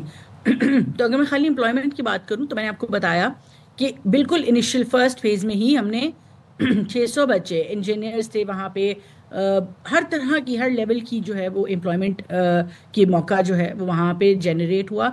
اور ان 600 بچیوں کو وہاں پہ فرسٹ فیز میں نوکری مل گئی ہے. جیسے جیسے یہ ایکسپینڈ کریں گے اپنی یہ پروڈکشن لائن، ویسے ویسے زیادہ سے زیادہ لوگ اس کا حصہ بنیں گے. مگر اس کے ساتھ ساتھ جو انہوں نے اپنی پاکستان میں پریزنس اناؤنس کی کہ وہ انشاءاللہ جلد پاکستان میں وہ رجسٹر، گوگل ہیز مطلب پاکستان میں آفیشلی رجسٹرڈ ہو گیا ہے. اب وہ جب اپنا یہاں پہ دفتر کھولیں گے، انہوں نے اس کی بھی ہائرنگ شروع کر دی ہے. وہاں ایک مزید امپلائمنٹ کے موقع ملیں گے. اور تیسرا جو ہے جو ان کا ہماری منسٹری کے ساتھ، منسٹری آف IT کے ساتھ ایک MOU ہوا ہے، اس کے ذریعے جو ہم نے اسکلنگ کی، ٹریننگ کی، AI لیبس کی بات کر رہے ہیں، ایجوکیشن کی فیلڈ میں جو ہم ان سے بچوں کو تعلیم دینے کی، اسپیشلی جو سیکنڈری اسکول کے بچے ہیں وہاں پہ تعلیم کو بہتر کرنے کی، آرٹیفیشل انٹیلیجنس ایجوکیشن سسٹمز میں انکارپوریٹ کرنے کی بات ہو رہی ہے. اس سے آپ دیکھیں کہ ایک پورا ایکو سسٹم چینج ہوگا. آج دنیا جب پوری ٹیکنالوجی کی طرف جا رہی ہے تو ہم یہ دیکھ رہے ہیں کہ بغیر آرٹیفیشل انٹیلیجنس، ایک تو یہ جانے بغیر کہ آرٹیفیشل انٹیلیجنس ہے کیا، اور دوسرا AI کو ایجوکیشن میں استعمال کیے بغیر آگے بڑھنا تقریباً ناممکن ہے. اور اس طرح کی جب بگ ٹیک کمپنیز کے ساتھ ہماری پارٹنرشپ سامنے آ رہی ہے تو ہم دیکھیں گے کہ انشاءاللہ پاکستان کا بچہ جب بہترین تعلیم کے ساتھ آگے بڑھے گا تو آٹومیٹیکلی جو امپلائمنٹ کے، یہ ڈائریکٹ امپلائمنٹ امپیکٹ نہیں ہوگا، مگر جو انڈائریکٹ امپیکٹ ہے امپلائمنٹ کے اوپر، انٹرپرینورشپ کے اوپر، یہ ایک آپ دیکھیں گے کہ اسکیل اپ ہوگا، اس کا ایک کیسکیڈنگ امپیکٹ ہوگا. یہ بڑھتا جائے گا جیسے جیسے ہم آگے بڑھیں گے انشاءاللہ. اور شیزا یہ بھی بتائیے گا، اب ظاہر ہے ٹیکنالوجی کا آنا بڑا زبردست ہے، گوگل کے ساتھ یہ شراکت داری بڑی زبردست ہے، بٹ ایک مسئلہ جو ہے وہ یہ ہے کہ جی ہمارے یہاں انٹرنیٹ کی جو اسپیڈ ہے وہ ابھی تک ہم نہیں پکڑ پائیں جو دنیا کی اسپیڈ ہے. 5G کی بات ہو رہی ہے لیکن ہم ابھی تک ہماری جو اسپیڈ ہے آئے دن کوئی نہ کوئی اس میں ڈسٹرپشن بھی ہوتی ہے. تو ہر شعبے کے لیے ریکوائرڈ ہے اب تو انٹرنیٹ ناگزیر ہے. اس کے لیے کیا کیا جا رہا ہے؟ میں نے یہی بات اب کچھ عرصہ پہلے آپ کے ابھی جب شو پہ میری ہوئی تھی اسی طرح سے آپ سے گفتگو، تو آپ نے بالکل درست فرمایا. میں دوبارہ سے ریٹریٹ کروں گی کہ پاکستان میں اس وقت جو انٹرنیٹ ہے وہ 274 میگا ہرٹز کے اوپر چل رہا ہے. میں عام لوگوں کو کے لیے اس طرح سے سمجھانا چاہوں گی کہ آپ کے پاس اس وقت 3 لین کی سڑک ہے، مگر گاڑیاں آپ کے پاس جو ہیں وہ 8 سے 10 لین کی اس کے اوپر چل رہی ہیں، جس کی وجہ سے ہماری انٹرنیٹ کی ٹریفک جو ہے وہ چوک ہوتی ہے. اب اس کے لیے ہم کیا کر رہے ہیں کہ آپ جانتے ہیں کہ ٹیلی نور کا اور P T C Ufone کا مرجر کی ایک بات چل رہی تھی، وہ اب فائنلی ریزالو ہوئی ہے اور جو سی سی پی ہے وہاں سے کلیئر ہوئی ہے. تو ایک تو وہ ہمیں ایک باٹل نیک ہمارا ریزالو ہو گیا. دوسرا ہماری جو کورٹ کیسز ہیں ان کو ہم کوشش کر رہے ہیں ایکسپیڈائٹ ہوں تاکہ ہم وہاں سے لٹیگیشن سے نکلیں. مگر ہماری کوشش یہ ہے کہ ہم انشاءاللہ فرسٹ کوارٹر 2026 کے اندر جو ہے وہ اسپیکٹرم آکشن جب کریں گے، تقریباً 600 میگا ہرٹز کا اسپیکٹرم ہم نے خالی کروایا، 274 پہ ہم ابھی چل رہے ہیں. تو ہماری کوشش یہ ہے کہ ہم 900 سے 1000 میگا ہرٹز کا اسپیکٹرم جب پاکستان میں اچیو کریں گے تو پاکستان میں انٹرنیٹ کی سپیڈ بھی بہتر ہوگی، 4G کی سپیڈ بھی بہتر ہوگی، مگر 5G بھی انٹروڈیوس ہوگا. پہلے مرحلے میں ہم انشاءاللہ ہم نے جو انڈسٹری کے ساتھ کنسلٹیشن سے بات ہو رہی ہے کہ کم از کم 7 شہروں کو 5G انیبل کیا جائے گا، اور پھر آگے جیسے جیسے بڑھتے جائیں گے ہم اس کو آگے لیتے جائیں گے. ہماری کوشش یہ ہے کہ ان سیکٹر کے اندر جو ہے مزید انویسٹمنٹ ہو. اس کے لیے ہمیں سیکٹر ہیلتھ کے اوپر بھی فوکس کرنا پڑے گا. پاکستان میں اس وقت جو آپ کے موبائل انٹرنیٹ کے جو آپ سستے پیکیجز استعمال کرتے ہیں وہ دنیا میں سستے ترین پیکیجز ہیں جو ہم وائرلیس موبائل انٹرنیٹ کے اوپر یوز کر رہے ہیں. اس کی وجہ سے جو ایوریج ریونیو پر یوزر ہے ہمارے سیکٹر کا وہ $1 سے کم ہے. ہمارے ریجن کے اندر جو اچھا ہیلدی سیکٹر ہے اس کا $4 پر جو ہے نا ریونیو ہے پر یوزر.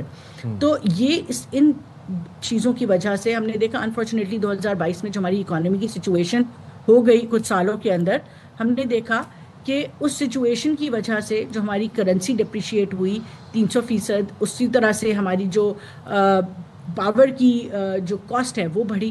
یہ تمام چیزوں نے سیکٹر کے اوپر لوڈ ڈالا، اور اس کی وجہ سے ہم نے دیکھا کہ ہمارے جو سیکٹر ہے اس کے اندر ہمیں انویسٹمنٹ کم ہوتی بھی نظر آئی. اب ہماری کوشش یہ ہے کہ جیسے جیسے کرنسی میں اسٹیبلٹی آئی ہے، چیزیں بہتر ہوتی جا رہی ہیں، سیکٹر کی ہیلتھ بہتر ہو رہی ہے، تو ہم دیکھیں گے کہ سیکٹر میں انویسٹمنٹ ہوگی، ٹیلی کام انفراسٹرکچر میں انویسٹمنٹ ہوگی. ہم نے وزیر اعظم صاحب خود جب چین جاتے ہیں، مختلف ممالک میں جاتے ہیں، تو آئی ٹی اور ٹیلی کمیونیکیشن کنیکٹیوٹی سر فہرست ہوتا ہے ان کی ہر کمیونیکیشن میں.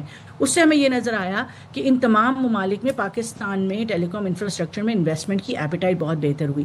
تو اس وقت ہم مختلف ممالک سے بات بھی کر رہے ہیں. انشاءاللہ آپ دیکھیں گے کہ آنے والے چند مہینوں میں سچویشن تھوڑی بہتر ہوگی. اور شیزا کچھ ایسے منصوبے بھی کیا پائپ لائن میں موجود ہیں جس سے ہم اپنا نصاب جو ہے، خاص طور پر پرائمری اسکولز کا نصاب جو ہے اس کو ڈیجیٹلائز کر سکیں، یا پھر انٹرنیشنل اسٹینڈرڈس کے مطابق ہم اپنے نصاب کو بھی، اپنے کریکولم کو بھی سنک کر سکیں، اپ ڈیٹ کر سکیں؟ دیکھیں بالکل آپ یہ بڑی بہت سب سے میرے خیال سے کرٹیکل بات یہی ہے کہ ہمارا جو نصاب ہے اس کو ہم کیسے ورلڈ کلاس بنا سکتے ہیں.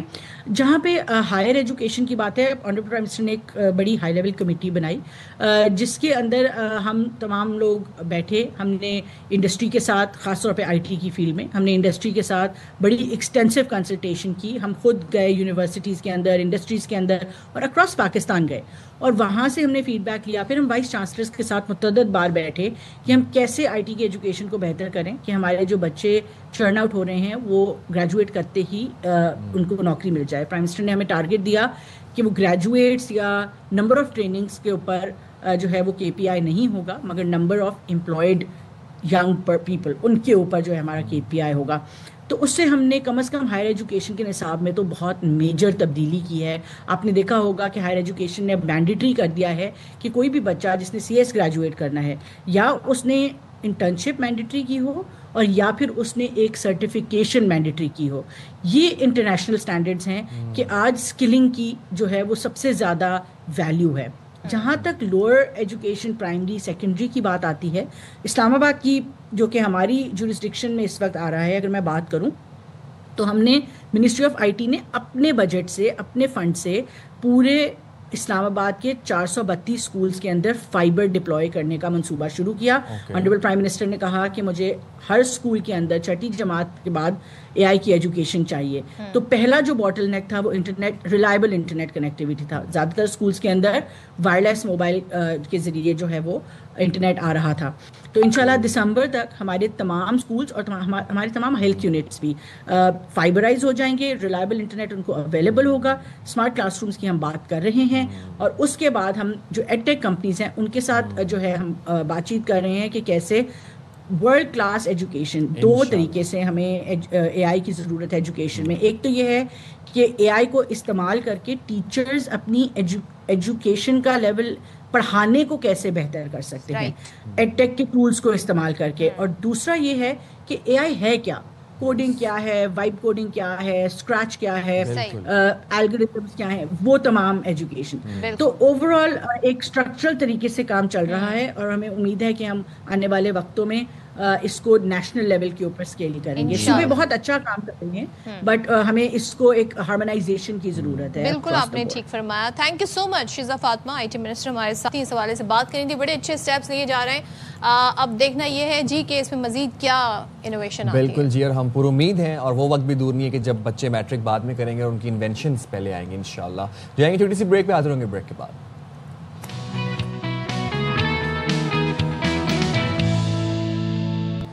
Welcome back. اور اس سے پہلے ہم ایجوکیشن پر بات کر رہے تھے، کتنی امپورٹنٹ ہو گئی، کتنی ایڈوانسڈ ہو گئی ہے، کتنی آئی ٹی میں ہم دیکھ رہے ہیں اے آئی کی اور دیگر چیزوں کی ضرورت ہو گئی. لیکن صرف تعلیم پر ہی اگر ہمارا فوکس ہو تو تربیت کہاں جائے گی؟ مورل اپ برنگنگ بڑی ضروری ہے. ایتھکس بچوں کو سکھانا بہت ضروری ہے. اور جب ہم ایتھکس کی بات کر ہی رہے ہیں صدف، تو آپ کو یاد ہوگا کہ ہم نے بھی بیٹھ کے امریکہ میں اسکولس کے اندر گن وائلنس، گن شوٹنگ کے بہت سے واقعات رپورٹ کیے ہیں. آپ کو بچہ گن لے آتا ہے اور آ کے یا تو تعصب کی بنا پر، ڈسکریمنیشن کی بنا پر دوسرے بچوں کو ہرٹ کرتے ہیں، یا پھر دیر واز اے ٹائم جب باقاعدہ گھروں میں جب پیرنٹس کے ساتھ، آج کل بچے کیا کر رہے ہیں جی، ماں باپ نے بھی ظاہر ہے اس طرح کی چیزوں کو ہونے دیا تو ہو رہی ہیں.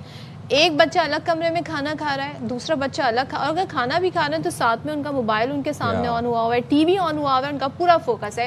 ہم جب بچے تھے تو ہمارے پیرنٹس ہم سے ڈسکشن کیا کرتے تھے. ہمیں پہلے ہاتھ دھو کر، آپ ہاتھ دھو کر بیٹھے ہیں کہ نہیں بیٹھے ہیں، بسم اللہ آپ نے پڑھی ہے کہ نہیں، آرام سے کھانا کھانا چاہیے، پانی نہیں پینا. تو یہ سب آپ کی تربیت کے حصے ہوتے ہیں. اسی طریقے سے گھر میں کوئی مہمان آتا تھا تو اس سے آپ نے سلام دعا کیسے کرنی ہے، اس کے سامنے آپ نے بیٹھنا کیسے، یہ سب ہمارے پیرنٹس ہمیں بتایا کرتے تھے. بالکل. اور ایک اور چیز بھی ہے نا کہ ہم جب اسکول جاتے تھے تو ہمارے بیگ دیکھتی تھی ہماری اماں، جب اسکول سے واپس آتے تھے ہمارے بیگ چیک ہوتے تھے، کاپیز چیک ہوتی تھی.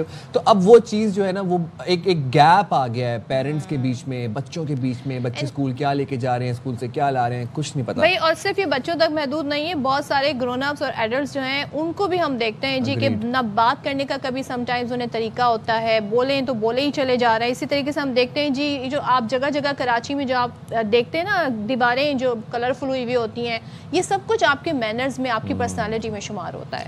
تو پھر بات کر لیتے ہیں. آج ہمارے ساتھ موجود ہیں قائد اعظم میڈیکل کالج اور معروف دانشور doctor Javed Iqbal, Quaid Azam medical college کے پرنسپل بھی ہیں. بہت شکریہ جاوید اقبال صاحب، آپ نے باخبر سویرا کے لیے وقت نکالا. آج ہمارا فوکس ہوتا ہے ڈگری لینے پر، ڈگری کا ایک پیپر لینے پر، اور زور دیا جاتا ہے کہ جلد از جلد آپ گریجویشن کریں، آپ ایم ایس کریں، آپ پھر پی ایچ ڈی کریں. لیکن تعلیم پہ جہاں ہمارا فوکس ہے وہاں پہ ہم دیکھ رہے ہیں کہ تربیت ہم نے بہت پیچھے چھوڑ دی ہے. کیا آپ کو لگتا ہے صرف ڈگری لینا باشعور اور با اخلاق بناتا ہے آپ کو؟ بہت بہت شکریہ. دیکھیے، میں نے تو اپنی زندگی میں پچھلے 10-20 سال میں اس پر بہت محنت کی اور کچھ اپنی چھوٹی ریسرچ بھی کی. میں تو اس نتیجے پر پہنچا ہوں، اور اس کی جو بچوں کی تربیت کی نفسیات ہے اور سائنس ہمیں یہ بتاتی ہے کہ ہمارے بچوں کا جو بھی مینٹل فریم ورک ہے وہ زندگی کے پہلے 5 سال میں ڈیولپ ہو جاتا ہے. جس طریقے سے آپ کسی بلڈنگ کا گرے سٹرکچر بنا لیتے ہیں وہ تقریباً 5 سال میں بن جاتا ہے. پھر بعد میں آپ کی تعلیم، آپ کا دنیا میں سفر کرنا، آپ کا لوگوں سے ملنا، وہ سارا کچھ جو ہے اس کو کوالیٹیٹیو انکریز کر دیتا ہے کہ آپ پینٹ کون سا کریں گے، کارپٹ کون سا بچھائیں گے. مگر جو سٹرکچر ہے بیسک، جس سے ہمارا ورلڈ ویو بنتا ہے، جو چیزوں کو ہم دیکھنے کا انداز بنتا ہے، وہ 5-6 سال میں ڈیولپ ہو جاتا ہے. اور یہ وہ وقت ہے جو کہ والدین کی بہت بنیادی ذمہ داری ہے کہ جس میں وہ 5 سال اس بچے کے اس طریقے سے گزرنے چاہیے کہ جس طرح ابھی یہ صدف بتا رہی تھی کہ گھر کے اندر جو کچھ ہو رہا ہوگا وہ بچے کا فریم ورک بنائے گا. گھر کے اندر اگر سارے لوگ جس طرح انہوں نے یعنی تھوڑا سا اشارتاً بتایا کہ سر اپنے کمرے میں کھانا کھا رہے ہیں اب, تو جو گھر کی ایک اپنی تہذیب تھی, گھر کے اندر جو اٹھنا بیٹھنا تھا, گھر کے اندر جو مینرزم تھی, وہ آہستہ آہستہ پیسے کی دوڑ کی وجہ سے بہت زیادہ متاثر ہوئی ہے. گھر کا ہر فرد اس چکر میں ہے کہ کس طریقے سے وہ پیسے کی دوڑ میں لگ جائے. ماں بھی اس دوڑ میں لگی ہوئی ہے, باپ بھی اس دوڑ میں لگا ہوا ہے, اور سب کا یہ خیال ہے کہ زیادہ گھر میں چیزیں آ جائیں گی, گیجٹری زیادہ آ جائے گی تو ہماری زندگی آسان ہو جائے گی. تو اس لیے میں نے تو جی میں ذرا بات مکمل کر لوں. اس لیے میرا تو یہ خیال ہے کہ اس وقت سب سے بنیادی ایمرجنسی ہے وہ ماں باپ کو پیرنٹنگ سکھانا ہے, اور ماں باپ کو یہ بتانا ہے کہ پیرنٹنگ کے بیسک پرنسپلز کیا ہیں. وہ اگر وہ 5 سال میں اپنے گھر میں اپلائی کر لیں گے, وہی میں آپ سے ڈاکٹر صاحب پوچھنا چاہ رہی ہوں کہ 5 آنورڈز 10 ایئرز تک کیا سکھانا چاہیے. 2-3 چیزیں اگر بنیادی ہم جان لیں, اس کے آنورڈز ہمیں ٹین ایجرز کو کیا سکھانا چاہیے تاکہ آئیڈیا ہو جائے کہ اس وقت معاشرے میں سب سے زیادہ کیا چیز لیک کر رہی ہے. دیکھیے 5 سال کے بچے کے بارے میں بنیادی پرنسپل یہ ہے کہ بچے کے اندر 5 سال سے پہلے کی عمر میں صحیح غلط, مورل امورل, ایتھیکل ان ایتھیکل, لیگل لیگل, اسلامی غیر اسلامی, اس طرح کا کوئی معیار نہیں ہوتا جس کی بنیاد پر وہ چیزوں کو کرتا ہے. اس کے اندر صرف ایک معیار ہوتا ہے, کیا چیز اس کے لیے لویبل ہے, کیا چیز نان لویبل ہے. لہٰذا گھر کے اندر جو چیز ایک لویبل ایکسپیرینس کے طور پہ کریٹ کی جائے گی وہ بچے کی عادت بن جائے گی. اگر فرض کریں بچے گھر کے اندر تمام لوگ کتابیں پڑھتے ہیں, دادا ابو بھی, دادا امی بھی, باپ بھی دیکھ رہا ہے, ماں بھی کتاب پڑھ رہی ہے, تو بچے کے لیے کتاب پڑھنا ایک لویبل ایکسپیرینس بن جائے گا. وہ اس لیے نہیں کتاب پڑھے گا کہ کتاب پڑھنا اچھا ہوتا ہے, اس کو کتاب پڑھنا ایک مرغوب مرحلہ لگ جائے گا. یعنی مثلا اگر اس کو گھر کے اندر صفائی ستھرائی رکھنا ایک مرغوب مشغلہ ہے, کیونکہ سب لوگ صفائی ستھرائی رکھتے ہیں, تو بچے کیا پیٹرن کے اندر صفائی ستھرائی رکھنی ٹھیک ہو جائے گی. جیسے اگر گھر میں ہر شخص نے موبائل پکڑا ہوا ہے, گھر میں ہر شخص اگریسولی بولتا ہے, گھر کے اندر ایک بے ترتیبی ہے, تو یہ بے ترتیبی, یہ اگریسونیس بچے کا مرغوب مسئلہ بن جائے گا. سمجھنے کی بات یہ ہے کہ 5 سال سے کم عمر کے بچے میں لویبل ایکسپیرینس کریٹ کرنا جو کہ صحیح ہیں, یہ بنیادی ایک پرنسپل ہے. اب اتنے تھوڑے وقت میں موٹے موٹے بتا سکتا ہوں. دوسرا پرنسپل یہ ہے کہ 5 سال کی عمر کا بچہ سختی برداشت نہیں کر سکتا. 5 سال کے بچے میں سختی کو برداشت کرنے کا کوئی میکینزم نہیں ہوتا. لہٰذا اگر بچے کو کسی قسم کی مینٹل سٹریس میں رکھا جائے گا جس کی بنیادی وجہ گھر کے اندر ماں باپ کے جھگڑے, گھر کے اندر فسادات, ان کی وجہ سے بچے کی پرسنالٹی سپلٹ ہو جاتی ہے, اور بچے کے اندر ایک چیز ڈیولپ ہو جاتی ہے, وہ یہ ہے کہ اس میں ایک جھوٹ کا سینٹر ڈیولپ ہو جاتا ہے. وہ بچے جن کے گھروں میں سختیاں ہوتی ہیں, اس میں بچہ جب اس سختی, چاہے وہ سختی ایکڈیمک سختی بھی ہو کہ تمہارے نمبر کیوں نہیں آ رہے, تمہارا A گریڈ کیوں نہیں آ رہا, تم یہ ناک میں انگلی کیوں ڈال رہے تھے, یہ ایسے کیوں بیٹھے ہوئے تھے, فلاں, کوئی بھی سختی 5 سال کا بچہ برداشت نہیں کر سکتا. ڈسپلن برداشت کر لے گا, سختی نہیں. تو ایسے بچے کی پرسنالٹی سپلٹ ہو جاتی ہے, وہ جھوٹ بولنا شروع ہو جاتا ہے. ڈاکٹر صاحب جب آپ نے بھی پیرنٹنگ کا ذکر کیا, پیرنٹنگ میں ایک اور بڑی کروشل چیز ہے جس پہ میں چاہتا ہوں کہ آپ روشنی ڈالیں. ایک تو یہ کہ جب ہم اپنے بچوں کو سب کے سامنے ڈانٹتے ہیں یا ان کو ڈی موٹیویٹ کرتے ہیں, ایک تو اس چیز پہ روشنی ڈال دیں کہ یہ کتنا ڈسکریجنگ ہے, یہ کتنا لیک آف کانفیڈنس پیدا کرتا ہے بچوں میں with the passage of time جب وہ بڑے ہوتے ہیں. اینڈ سیکنڈلی جب اپنے بچوں کو ہم فزیکلی ہرٹ کرتے ہیں, مار پٹائی والا جو پیرنٹنگ کا سسٹم ہے خاص طور پر ہمارے معاشرے میں بڑا انسٹلڈ ہے, اس پہ بھی تھوڑی روشنی ڈال دیں.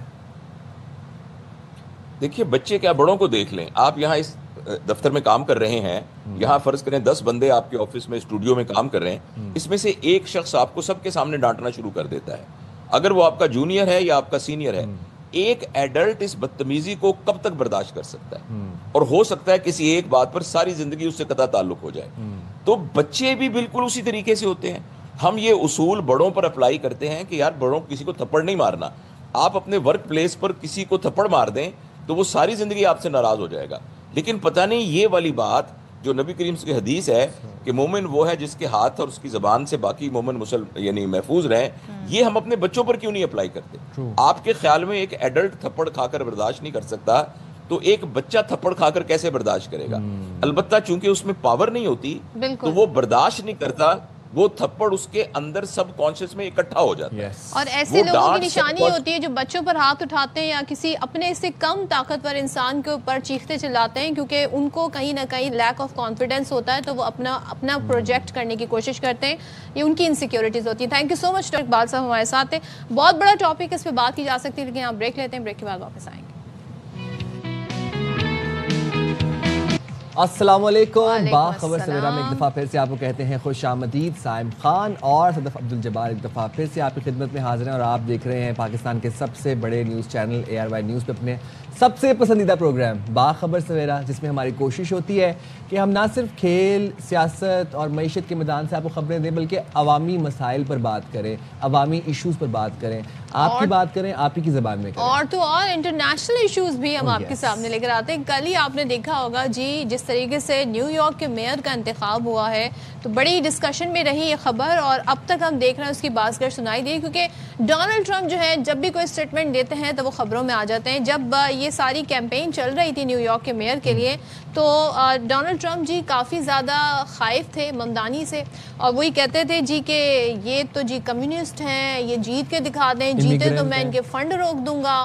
اب سوچیں امریکی صدر میئر کو کہہ رہا ہے فنڈ نہیں دے گا تو میئر کیسے کام کرے گا. لیکن اب ڈونلڈ ٹرمپ صاحب نے بڑا یو ٹرن لے لیا ہے, راؤنڈ اباؤٹ کہہ لیں. وہ جی کہتے ہیں ممدانی کی مدد کرنے پر وہ آمادہ ہو گئے. کہتے ہیں ہم چاہتے ہیں کہ نیو یارک کامیاب ہو, اور میامی میں وہ کانفرنس سے خطاب کر رہے تھے, کہتے ہیں کہ کمیونسٹ, مارکسسٹ, سوشلسٹ کے پاس موقع تھا, لیکن انہوں نے تباہی کے سوا کچھ نہیں کیا. اب یہ بڑی امپورٹنٹ ٹیگ لائن ہے, امریکہ بڑا جو یہ خار کھاتا ہے یہ کمیونزم سے. اب دیکھتے ہیں کہ ایک کمیونسٹ, ابھی بھی وہ انہیں سوشلسٹ نہیں کہہ رہے, وہ کمیونسٹ ہی کہہ کے مخاطب کر رہے ہیں, کہ ایک کمیونسٹ یعنی کہ ممدانی صاحب کو مخاطب کر کے کہہ رہے ہیں کہ نیو یارک کے لیے کیسے کام کرتا ہے. ہم ان کی مدد کریں گے, ہم چاہتے ہیں نیو یارک کامیاب ہو, لیکن تھوڑی مدد کریں گے. آپ کو سنواتے انہوں نے کیا کہا. See the same thing in New York, by the way. What happens in New York, terrible. But you're going to see that same thing. And I hope it doesn't happen, but you're going to see it. If you want to see what congressional Democrats wish to do to America, just look at the result of yesterday's election in New York, where their party installed a communist as the mayor of the largest city in the nation. Remember, I've said we will never have a socialist elected to any post in our country. I used to say that, and I was right. We skipped socialist and we put in a communist instead. That didn't work out too well. But as I've warned for many years, our opponents are hell-bent on turning America into a communist Cuba or socialist Venezuela, and you see what happened to those places. Communist, socialist, Marxist, یہ تو ہم کسی دن بڑے تفصیل سے اس کے اوپر بات کریں گے ان تمام چیزوں پہ آپ کی سادہ فہم کے میں. اچھا, لیکن نو منتخب mayor new York Dhahran Mamdani جیتے, اور جیت کے پہلے دن قابل اور ہمدرد انتظامیہ بنانے کا انہوں نے اعلان کر دیا, جس میں پھر ہم نے دیکھا کہ پاکستانی نژاد لینا خان کو نو منتخب میئر کی انتظامیہ میں اہم عہدہ ملا. New York City police commissioner Jessica Tisch کو بھی عہدہ برقرار رکھنے کا فیصلہ کیا گیا. پھر اسی طرح میڈیا سے گفتگو میں انہوں نے کہا کہ کامیابی صدر ٹرمپ کے لیے ایک سبق ہے. وائٹ ہاؤس سے میئر منتخب ہونے پر مبارکباد موصول نہیں ہوئی.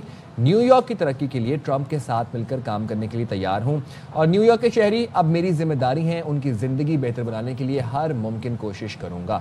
تو یہ زہران ممدانی کا کہنا تھا. انہوں نے کہا کہ حلف اٹھانے کے بعد نیو یارک کے نئے دور کا آغاز ہوگا. سٹی ہال میں میرا پہلا دن میرے آخری دن کی طرح نظر آئے گا آپ کو. تو یہ انہوں نے اپنا جناب منشور جو تھا, مینیفیسٹو جو تھا, وہ ڈسکس کیا. اچھا, یہاں پہ ایک چیز بڑی غور طلب ہے, وہ یہ ہے کہ ڈونلڈ ٹرمپ جو کہتے آئے وائٹ سپرمیسی, امیگرینٹس کے خلاف ہیں, اور جو ان کی پالیسیز ہیں, ممدانی جو ہے انہوں نے ہر وہ چیز کہی جو ڈونلڈ ٹرمپ جس کے اگینسٹ تھے. تو یہاں پہ پالیسی شفٹ ہم دیکھ رہے ہیں. پھر امریکنز, نیو یارکرز نے انہیں ووٹ بھی دیا ممدانی کو. تو یہ ایک طریقے کا ایک کہتے ہیں نا ڈونلڈ ٹرمپ صاحب کی پالیسیز کے خلاف ایک اظہار تھا پبلک کا. سو امریکہ میں صدر ڈونلڈ ٹرمپ کی جو پالیسیز ہیں اب ان کے خلاف ووٹ کے ذریعے تو لوگوں نے بتا ہی دیا, اب سڑکوں پہ نکل آئے ہیں. سو واشنگٹن ڈی سی میں مظاہرین نے ٹرمپ مسٹ گو ناؤ کے عنوان سے احتجاجی ریلی نکالی. مظاہرین نے کیپٹل ہل تک مارچ کیا اور ٹرمپ کے خلاف نعرے بازی کیا. مظاہرین کیا کہتے ہیں جی ٹرمپ کے خلاف سول نافرمانی کی تحریک چلانے کی ضرورت ہے.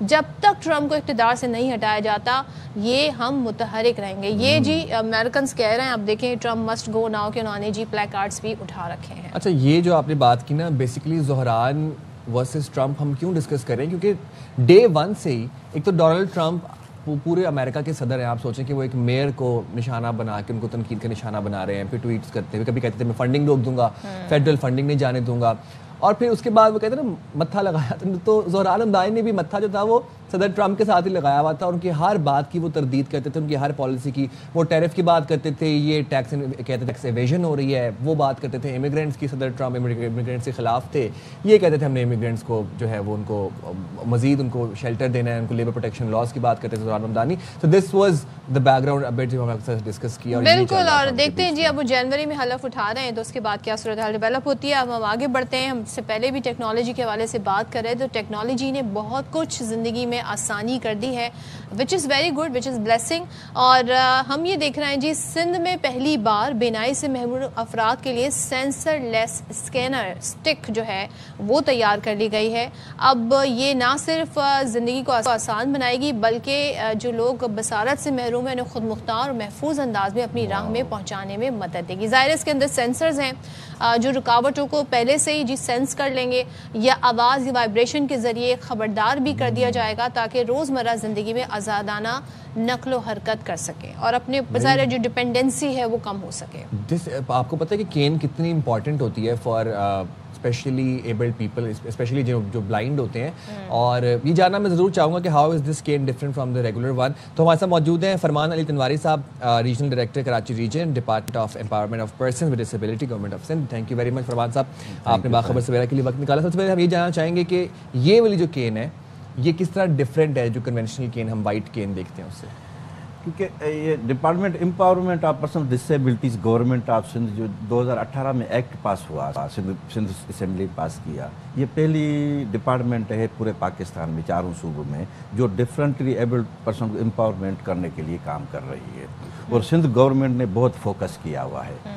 तो इसीलिए हम जब डिपार्टमेंट सिंध गवर्नमेंट ने ये इसको फोकस किया है कि असिस्टिव टेक्नोलॉजीज को प्रोमोट करके जितने भी डिफरेंटली एबल्ड हमारे दोस्त हैं, भाई हैं, बच्चे हैं, उनकी लाइफ जो है आसान की जाए, तो वो जो एसेसिबल हो और उसके साथ जो है उनकी मूवमेंट जो है वो बेहतर तरीके से हो सके और उनकी डिपेंडेंसी ख़त्म हो सके। ये हम अब सिंध गवर्नमेंट जो है NED university of engineering technology के साथ मिलकर, उनकी बायोमेडिकल टेक्नोलॉजी डिपार्टमेंट है, उनके साथ हम मिलके ये। अच्छा, हाउ डज दिस वर्क, कैसे काम करती है, थोड़ा सा बता दें। डिपार्टमेंट नहीं, ये स्टिक जो है, स्टिक जो है वो जब आप विजुअल इम्पेयर्ड को जब आप हम देते हैं तो वो जब आप मूवमेंट करता है उसमें सेंसर्स लगे होते हैं, तो वो इंडिकेशंस उसको देती है रेजेस के थ्रू, वाइब्रेशन करती है, तो वो उसके लिए काफ़ी जो है बेहतर होती है ताकि वो फिर मूवमेंट आस्ते कर सकता है और ट्रेवल भी कर सकता है, उनको वो यानी सारी चीज़ें जो है मिल जाती हैं कि कहीं कोई रुकावट है, कहीं कोई पैसे लिए। और पायलट प्रोजेक्ट में कितने मुस्तहिक अफराद को ये स्टिक दी जाएगी? ये अब फर्स्ट जो है स्टेप में जो है 300 जो है विजुअल इम्पेयर्ड को ये स्टिक्स दी जा रही हैं। ठीक है। और इसके सिवा जो है हमारी कोशिश होगी कि अकरा सिंध जितने भी विजुअल इम्पेयर्ड दोस्त हैं उन सबको जो है विदिन 2 years ये स्टिक्स दी जाए। Within 2 years। अच्छा, और जो आपका डिपार्टमेंट है अच्छा काम कर रहा है डिवाइस के वाले से भी, ज़ाहिर है आपने कहा NED के इंजीनियर्स के साथ मिलके और भी इसी तरह की कुछ फैसिलिटीज आ रही हैं? बिल्कुल, हम असिस्टिव टेक्नोलॉजीज को प्रमोट करने जितनी भी डिसेबिलिटीज हैं, क्योंकि हम जो 5 डिसेबिलिटीज को एड्रेस कर रहे हैं, visual impaired, hearing impaired, intellectual disabilities, physically disabled, multiple disabilities. कुछ ऐसे भी होते हैं फर्द जिनमें मल्टीपल डिसेबिलिटीज होती है, तो इसीलिए हम कोशिश ये करें कि असिस्टिव टेक्नोलॉजीज जैसे व्हील चेयर्स हैं उसको भी बायोमेडिकल इंजीनियरिंग के साथ हम मिलके बना रहे हैं, वो भी अब आखिरी मरहल में तैयार हो ताकि वो जो फिजिकली डिसेबल्ड हैं वो प्रॉपरली एक तो मूव कर सके, या किसी का वेट बढ़ जाता है तो वो उस व्हील चेयर में ये भी टेक्नोलॉजी यूज़ करें ताकि वो लिफ्ट सिस्टम हो ताकि उसको अब बेड तक जो है शिफ्ट किया जा सके। अच्छा। ताकि इस तरह से जो है फिर रैंप जो है पूरे तमाम डिपार्टमेंट ने किया है, तमाम जो है जितनी भी, क्योंकि कराची रैंप पे तो मैं कहना चाहूँगी अक्सर बेशतर जो मुख्तलिफ ऑफिसेज हैं, मैं नाम नहीं ले, बैंक्स की बात कर लेते हैं, अजीब और गरीब किस्म के वहाँ पे रैंप बनाए होते हैं, मतलब आम आदमी कैसे उस पे चलेगा, उस पे व्हील चेयर कैसे चढ़ेगी? उसके लिए अभी क्योंकि सिंध गवर्नमेंट ने department empowerment of person disabilities ने KBCA کو اپروچ کی ہے کہ ان کو ہم ڈیزائن بھی بتا رہے ہیں کہ ریمپ کس طرح سے ہونی چاہیے. ریمپ کے ساتھ ہم یہ بھی بتا رہے ہیں کہ کیونکہ کہیں کہیں جب آپ کسی شاپنگ مال میں جاتے ہیں جو ID بچے ہوتے ہیں وہاں اسکینر وغیرہ لگے ہوتے ہیں ان کو تھوڑا تاکہ ان کو اس اسکینر سے الگ جو ہے انٹرنس دی جائے. اچھا یہ بتائیے گا سندھ میں 60 لاکھ سے زائد خصوصی افراد ہیں, ان کی رجسٹریشن اور ڈیٹا بینک بنانے کے لیے کیا اقدامات کیے جا رہے ہیں؟ ابھی کیونکہ ابھی جو ہے جو ڈپارٹمنٹ جو ہے اس کو فوکس کر رہی ہے, سندھ گورنمنٹ فوکس کر رہی ہے کہ ہم تمام جو پارٹنر آرگنائزیشن سے ہیں ہماری جو اس ڈسیبلٹی ریلیٹڈ ورک کر رہی ہیں ان کے ساتھ مل کے ہم اس کے لیے تاکہ اس کا ڈیٹا جو ہے کمپلیٹ کلیکٹ کیا جائے, کیونکہ ابھی تک ہمارے پاس ڈیٹا کمپلیٹ نہیں ہے. اچھا. کیونکہ مختلف جو باقی ہم کوشش ابھی اس کو فوکس کریں گے تاکہ ہم مختلف اسٹیک ہولڈر سے مل کے جو جن کی جیسے آپ ہیلتھ ڈپارٹمنٹ ہے, سوشل ویلفیئر ڈپارٹمنٹ ہے, ان سب سے ایجوکیشن ڈپارٹمنٹ ہے, فار فلنگ ایریاز ہے, ڈیزرٹ ایریا ہے, وہاں آپ کو کہیں نہ کہیں اسکول بھی مل جائے گا, کہیں نہ کہیں ہیلتھ ورکر بھی مل جائے گا, تو تاکہ اس ڈیٹا کو پراپر کلیکٹ کر کے ایک ڈیٹا بینک بنائی جائے. اور آج کل تو AI کا زمانہ ہے, AI تو بھئی آپ سے باتیں بھی کرتا ہے, تو اگر اس طرح کی انٹیگریشن ہو جائے کہ کیمرہ بھی ہو اور AI ڈیٹیکٹ کر کے بتا بھی دے تو پھر کیا بات ہوگی؟ نہیں, AI کو بھی ہم فوکس کر رہے ہیں, اسی لیے ہم نے جو ہے ابھی الگ ایک جو ہے ڈائریکٹوریٹ جو ہے انڈر DPD بن رہی ہے, ڈپارٹمنٹ امپاورمنٹ بن رہی ہے, تاکہ ہم AI کو اور ڈیٹا جو ہے بینک کو جو ہے پراپرلی جو ٹیکنالوجیکلی اور جو اس کو یوز کر کے اس کی جو ہے کلیکشن کر سکتے. اچھا, اور یہ بتائیے گا یہ کتنی اسٹکس ابھی تک تیار ہو چکی ہیں, کتنے لوگوں کو دی جا چکی ہیں اور یہ فری میں دی جا رہی ہیں؟ بالکل. سندھ گورنمنٹ جو ہے ہماری جو ہے 17 سے ابو جو ہے آرگنائزیشن ہے, NGOs جو ڈسیبلٹی ان سے بھی مل کے, اور ہم تمام صرف یہ ابھی تو 300 جو ہیں 300 اب انیشیل اسٹیج میں ہم دے رہے ہیں. اور اس کے لیے اپلائی کہاں پہ کر سکتے ہیں؟ یہ ہم کیونکہ آپ خود چوز کریں, ہم نہیں, یہ کیا ہے کہ آپ جتنے بھی ڈفرینٹلی ایبلڈ دوست ہیں سندھ گورنمنٹ میں اب اتنا کام ضرور کیا ہے کہ لوگوں کے پاس شعور آ گیا, لوگوں کو پتہ ہے, کیونکہ ہر ڈسٹرکٹ کے اندر بھی ہم جو ہے NGOs کو سپورٹ کر رہے ہیں اکراس سندھ, تو وہ سب کے پاس ہے کہ ان کو پتہ ہے کہ ہمیں کہاں سے سپورٹ ہو سکتی ہے. اور ہم اسی لیے کیونکہ ہم جو ہے جو NGOs ہیں ان کو اسسٹو ٹیکنالوجی میں ڈیوائسز کے لیے بھی فنڈنگ سندھ گورنمنٹ دے رہی ہے, اور اس کے ساتھ گرانٹ اینڈ ایڈ بھی, تاکہ اس کے جو ہیں پروگرامس. لیکن ابھی تک کوئی ویسے ایپ یا کوئی ویب سائٹ وغیرہ ایسی نہیں بنی جہاں پر اپلائی کر سکتے ہیں جا کے اس کے لیے؟ نہیں, وہ ہے بالکل, ہاں بالکل, وہ بھی ہم نے ڈیولپ کی ہوئی تاکہ اس میں بھی اپلائی کر سکیں. ہم نے تو یعنی میں اس میں تھوڑا اضافہ کر دوں نا, ہم نے کیونکہ مہذب جو ڈائریکٹر آف مہذب والوں سے مل کے وہاں ہم نے ان کے لیے فری جو ہے جو قانونی معاملات پرابلم ہوتے ہیں وہ وہاں بھی ہم نے ڈیسک قائم کرا, 18 ڈیسک جو ہیں مہذب میں بھی قائم ہو گئی ہیں. ٹھیک ہے, تاکہ لوگوں کو جو ہے جو ڈفرینٹلی ایبلڈ ہیں ان کو, تاکہ ان کے ڈور اسٹیپس پہ جو ہیں وہ فیسلٹیز بھی دے سکیں, اور اس طرح سے. کیا بات ہے, تھینک یو سو مچ, بہت شکریہ آپ کا. اور ظاہر ہے بڑا اچھا اقدام ہے, اور اس حوالے سے ہم دیکھ رہے ہیں کہ بہت کام بھی کیا جا رہا ہے, اس کو مزید بھی آئی تھنک امپروو کیا جا سکتا ہے. بالکل. اور دیکھیں کہ جب اسپیشلی ایبلڈ افراد کی بات ہوتی ہے اور ان کے لیے کام کرنے کی بات ہوتی ہے تو اس میں یہ چیز بڑی امپورٹنٹ ہے کہ تمام تر پروسیس کو ٹرانسپیرنٹ بنایا جائے. ایک اس کی ٹرانسپیرنٹ ایک ویب سائٹ ہو, موجود ہو, آفیشیل ویب سائٹ ہو, کوئی ایپ ہو جہاں پر وہ لوگ اپلائی کر سکیں اور پھر ان تک وہ سہولیات فراہم ہو سکیں. کیونکہ یہ جو پھر آگے سے آگے جو third party fourth party involve ہو جاتی ہے نا, یہاں پہ بڑے مسائل پیدا ہو جاتے ہیں. اکثر ہم دیکھتے ہیں کہیں پہ لائنوں میں لگے ہوتے ہیں, کہیں پر وہ سہولیات نہیں مل رہی ہوتی ان کو. ایک بہت اچھا آپ نے پوائنٹ ریز کیا which I would like to talk about کہ جب ہم ہاسپٹلس جاتے ہیں یا ہم بینکس وغیرہ جاتے ہیں تو وہاں پر وہ جو ریمپ بنا ہوتا ہے وہ بہت انکلائنڈ ہوتا ہے, اور اس پہ لٹرلی صرف بچے ہی جو ہے نا وہ جھولے لے رہے ہوتے ہیں. اس ڈیزائن پہ ہی جو ہے نا جرمانہ ہو جانا چاہیے, مطلب ڈیزائن از ناٹ فائن, وہ ڈیزائن ہے ہی نہیں, مطلب وہ کسی بھی طریقے سے کام کرنے کے لائق نہیں ہے. ایسا لگتا ہے کہ آپ نے فارمیلٹی پوری کی ہوئی ہے کہ چلیں بس یہاں پہ ایسے کر کے بنا دیتے ہیں, اور یہ فارمیلٹی پوری کی ہوئی ہے, وہ اس پہ آپ ویل چیئر لے کے نہیں چڑھ سکتے, کوشش بھی نہ کیجیے گا. اچھا چلیں جی, اب ہم آگے بڑھتے ہیں. اب بیچ میں اب ہم تھوڑی دیر پہلے جب شیزا فاطمہ سے بات کرے تھے, انہوں نے بڑی ایک اچھی انالوجی دی تھی انٹرنیٹ ٹریفک چوک کیوں جاتا ہے. انہوں نے کہا کہ اگر آپ 3 لین کی روڈ پر 8 لینز کی گاڑیاں یا کاریں چلائیں گے تو پھر تو وہ ٹریفک چوک ہو جائے گا. تو مجھے اس سے کراچی ایک دم یاد آ گیا, کیونکہ کراچی میں جی 3 لین ہے, گاڑیاں اس پہ جی 8 لینز کی چل رہی ہوتی ہیں. لیکن ای چلانس کے بعد آپ نے فرق نہیں دیکھا؟ فرق انہی علاقوں میں جہاں پر ابھی صرف یہ کیمراز لگے ہیں, تو ابھی پورے کراچی میں فرق نہیں ہے. میں نے دیکھا لوگ جہاں کیمرہ نہیں ہوتا وہاں اسپیڈ پکڑ لیتے ہیں پھر. اچھا جی, اب ہم جب بات کر رہے ہیں, میں یہ بات کا حوالہ اس لیے دے رہی ہوں کہ اکثر و بیشتر ہم دیکھتے ہیں جی سندھ ورسز پنجاب کی جو گورنمنٹ ہے ان کے اندر جی پرفارمنس کو لے کے کافی بات ہو رہی ہوتی ہے.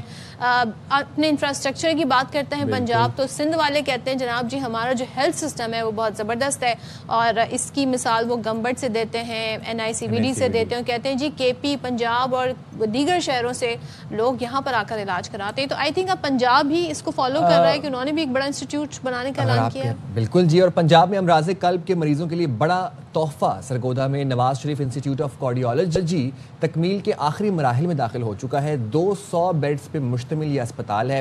اب یہاں پر کیا کیا سہولیات فراہم ہوں گی؟ یہاں پر ہوگا بائی پاس, یہاں پہ اینجیوگرافی ہوگی, یہاں پہ اینجیوپلاسٹی سمیت امراض کے قلب کے تمام ٹیسٹ اور سرجریز کی جائیں گی. اسپتال میں اسٹیٹ آف دا آرٹ ہم یہ دیکھ رہے ہیں کہ کیو مینیجنگ سسٹم بھی بنایا جائے گا. اور اب یہ بات اس کے حوالے سے مجھے بتائیں گے حسن حفیظ, ذرا ان سے جان لیتے ہیں, پھر ذرا اس کے اوپر ہم انالیسس بھی کرتے ہیں. جی, محکمہ صحت پنجاب کی جانب سے ایک بڑا تحفہ جو امراض قلب کے مریضوں کو دیا جانے لگا ہے. سرگودا میں Nawaz Sharif institute of cardiology جو کہ 200 بیڈ کا ہسپتال ہے. پنجاب کی عوام کو اس کارڈیالوجی ہسپتال سے کتنا فائدہ ہونے والا ہے, خواجہ سلمان رفیق جو کہ وزیر صحت پنجاب ہیں ان سے جانتے ہیں. 200 بیڈ کا ہسپتال ہے اور اس میں کیبج بھی ہے, اس میں اسٹنٹنگ بھی ہے, یعنی انجیوگرافی بھی کی جائے گی, اس میں الیکٹروفیزیولوجی بھی ہے, EP کا بھی شعبہ رکھا گیا ہے, اور اس کے بعد یہاں پہ پیڈیاٹرک ایمرجنسی بھی ہے, اور پھر سیکنڈ اسٹیج پہ پیڈیاٹرک کارڈیالوجی اور بائی پاس کا کام بھی کیا جائے گا کانجنٹل ہارٹ ڈیزیز پہ. دوائیاں بھی فری ملیں گی؟ دوائیاں 100% فری ملیں گی. جو فیصل مسعود ٹیچنگ ہسپتال ہے اور جو پرنسپل ہے وہاں کے ڈاکٹر وارث فروخہ صاحب اور جو MS ہے ڈاکٹر شہباز, ان کی کاوشوں سے کیا تبدیلیاں مزید, کیونکہ ہسپتال میں ادویات کی کافی قلت رہی ہے ماضی میں. اب انہوں نے کہا ہے کہ یہاں پہ ادویات بھی بہتر کر لی گئی ہیں, جو وہاں پہ مشینری تھی وہ بھی بہتر کر لی گئی ہیں, تو کیوں مزید کیا بہتری کی امید ہے آپ کو؟ اس کی وجہ یہ ہے کہ چونکہ 100% میرٹ پہ کام ہو رہا ہے, پرنسپل MS میرٹ پہ لگ رہے ہیں, اور جو خرابیاں بدقسمتی سے ہمارے معاشرے میں ہیں, وہ جو برائیاں ہیں وہ ان میں بہت زیادہ کمی واقع ہوئی ہے. یہ کہ 10 کروڑ تک کی میڈیسن پہنچ گئی ہے سرگودا میڈیکل. 10 کروڑ کا تو پہلی ٹرانچ پہنچی ہے نا, ابھی ہمیں 10 ارب روپیہ اور مل گیا ہے. جو ہمارا DDP میں پیسے تھے اس میں 10 بلین, اس کے علاوہ مزید انہوں نے دے دیا ہے, جو سیٹ صاحب نے سمری لکھی تھی. اور ہم نے دنیا کی بہترین جو کمپنیز ہیں ان کی بہترین جو مشینیں ہیں وہ آ رہی ہیں. اس وجہ 2-3 ماہ زیادہ لگیں گے, لیکن کیتھ لیب جو آئے گی وہ پاکستان کی بیسٹ لیب آئے گی. وہ لیب آئے گی جو لندن امریکہ میں بھی کام کر رہی ہے مجھے, اور MRI بھی 3 ٹیسٹ لا رہی ہے, ہائی ایفیشنسی کی, ہائی آرٹیفیشل انٹیلیجنس کی, اور CT بھی جو ہے وہ بیسٹ آف دی بیسٹ آ رہی ہے. امراض قلب کے مریض بڑھتے چلے جا رہے ہیں, ہسپتال کم ہوتے چلے جا رہے تھے. بڑا تحفہ جو سرگودا میں Nawaz Sharif institute of cardiology, Lahore میں جناح انسٹیٹیوٹ آف کارڈیالوجی, اس کے ساتھ ساتھ سائی وال اور مری ڈویژن میں بھی یہ کام شروع کرنے والی ہے, تاکہ امراض قلب کے مریضوں کا جو لوڈ ہے پنجاب پر وہ کم ہو, جس سے جو ہے وہ پنجاب کی عوام کو ریلیف ملے گا اور علاج معالجہ کی صورتحال بہتر ہوگی. جی اچھا, میں پارشلی بالکل سوری ناٹ پارشلی ٹرانسپیرنٹلی ایک بات کرنا چاہتا ہوں. ابھی جو ہم سے پہلے سیگمنٹ کر رہے تھے اسٹکس کے اوپر, جو اسپیشلی افراد کو اسٹکس ملنی تھی سندھ میں, ان سے جب سوال کیا وکیل صاحب تو انہوں نے کہا کہ وہ 2 سال میں منصوبہ مکمل ہوگا اسٹکس دینے کا. 2 سال لگیں گے اس کو منصوبے کو مکمل ہونے میں, کہ اسٹکس جو ہیں وہ جو کینز ہیں وہ تمام تر بلائنڈ افراد کو مل جائیں. اور پھر جو ہے وہ یہ بات کی جاتی ہے کہ دا پوائنٹ از کہ ہم کراچی میں سہولیات چاہتے ہیں, ہم کراچی میں ایسی اسٹیٹ آف دا آرٹ اسپتال دیکھنا چاہتے ہیں, انفراسٹرکچر چاہتے ہیں, ہم سڑکیں چاہتے ہیں. اس کا مطلب یہ نہیں ہے کہ ہم کراچی کی برائی کر رہے ہیں. شہر ہمارا ہے, ہم یہاں پہ کما رہے ہیں, یہاں پہ کھا رہے ہیں, یہاں پہ ٹیکس بھی دے رہے ہیں. جب ہم ٹیکس دے رہے ہیں, آپ کہہ رہے ہیں کل وہ وزیر اعلیٰ سندھ کہہ رہے تھے کہ کراچی کا جو ٹرینڈ ہے اور منتخب کرنے کا میئر کا, وہ نیو یارک پہنچ گیا ہے. تو آپ بس کیا کمپیریزن کر رہے ہیں, کوئی بات نہیں, آگے بڑھتے ہیں جناب اور میچ کی بات کر لیتے ہیں. پاکستان جنوبی افریقہ کے درمیان جی آج دوسرا ون ڈے کھیلا جائے گا. پہلا ون ڈے ہم نے جیت لیا تھا 2 وکٹوں سے, اور 264 رنز کا ہمیں ہدف ملا تھا جو ہم نے 2 گیندوں پہلے. ہم ہمیشہ جی میچ کو بالکل آخر تک لے جاتے ہیں, ہم کہتے ہیں انٹرٹینمنٹ پوری ہونی چاہیے, آخری بال تک ہونی چاہیے. سپر اوور میں بھی معاملہ چلا جائے جو کہ ہوا بھی تھا امریکہ کے ساتھ, اف اللہ میں یاد نہیں دلانا چاہ رہی آپ لوگوں کو, مجھے یاد آ جاتا ہے بار بار.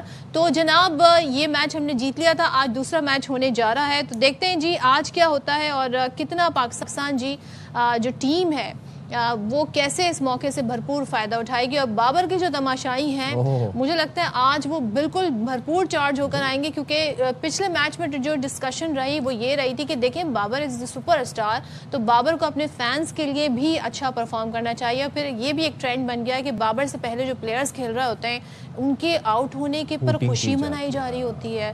سو بھائی اب کیا کہہ سکتے ہیں. شاہد صاحب بتا رہے تھے, آپ کو یاد ہے کہ وہ, چلے شاہد بھائی ہمارے ساتھ ہی موجود ہیں, ان سے پھر جان لیتے ہیں. نمائندہ خصوصی برائے کھیل شاہد ہاشمی صاحب نے ہمیں جوائن کیا. بہت شکریہ شاہد بھائی, آپ نے باخبر سویرا کے لیے وقت نکالا. ذرا یہ بتائیے گا, پاکستان کی ٹیم اسپیشلسٹ ہے کہ سامنے والی ٹیم کمزور ہو گئی ہے, جو میچ جو ہے وہ برابر ہو جاتا ہے یا بالکل ہم وہ جیت رہے ہیں میچ. ہم نے دیکھا پہلے میچ میں غلطیاں ہوئیں اور میچ بالکل وہ جسے کہا نا کہ بالکل اینڈ پہ چلا گیا میچ, اور وہاں جا کے پتہ نہیں کوئی معجزہ ہوا, ہم میچ جیت گئے. ذرا روشنی ڈالیے گا کہ آج کے میچ میں آپ کو لگ رہا ہے کہ غلطیوں سے سیکھ کے کوئی حکمت عملی بنائی جائے گی؟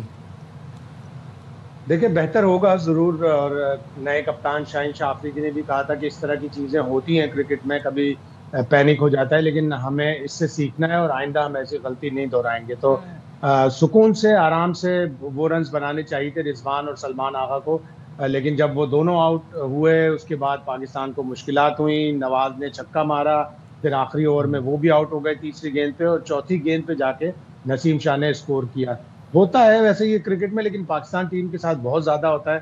آئندہ یہ کوشش کرنی چاہیے کہ سامنے کی ٹیم کافی ویک ہے, ان کے 8 سے 10 پلیئر جو ریگولر ان کے لیے ون ڈے انٹرنیشنل کھیلتے ہیں وہ اس ٹیم میں نہیں ہے, وہ ہم سے رینکنگ میں نیچے ہیں. تو ہمیں ان کو آرام سے سکون سے 3-0 ہرانا چاہیے. اور ہم جب 3-0 ہرائیں گے تو ہم نے جو 2 سیریز پچھلی کھیلی ہیں جنوبی افریقہ سے پاکستان میں, اور 2 سیریز نیوٹرل وینیو پہ دبئی میں کھیلی, ہم کبھی بھی 4 میں سے کوئی بھی سیریز نہیں جیتے ہیں ان سے. تو یہ پہلی سیریز بھی ہوگی, بڑی کامیابی بھی ہوگی, 2027 کے ODI ورلڈ کپ کی طرف اچھی پیش رفت بھی ہوگی. نیا کپتان ہے, ٹیم میں بھی کافی نئے پلیئر ہیں, تو اسی طرح آرام سے سکون سے جیتنا چاہیے, واضح برتری کے ساتھ جیتنا چاہیے. اور اگر آپ 3-0 جیتیں گے تو آپ کی رینکنگ میں بھی 1 درجہ امپروومنٹ آئے گی, آپ 5 سے 4 نمبر پہ چلے جائیں گے.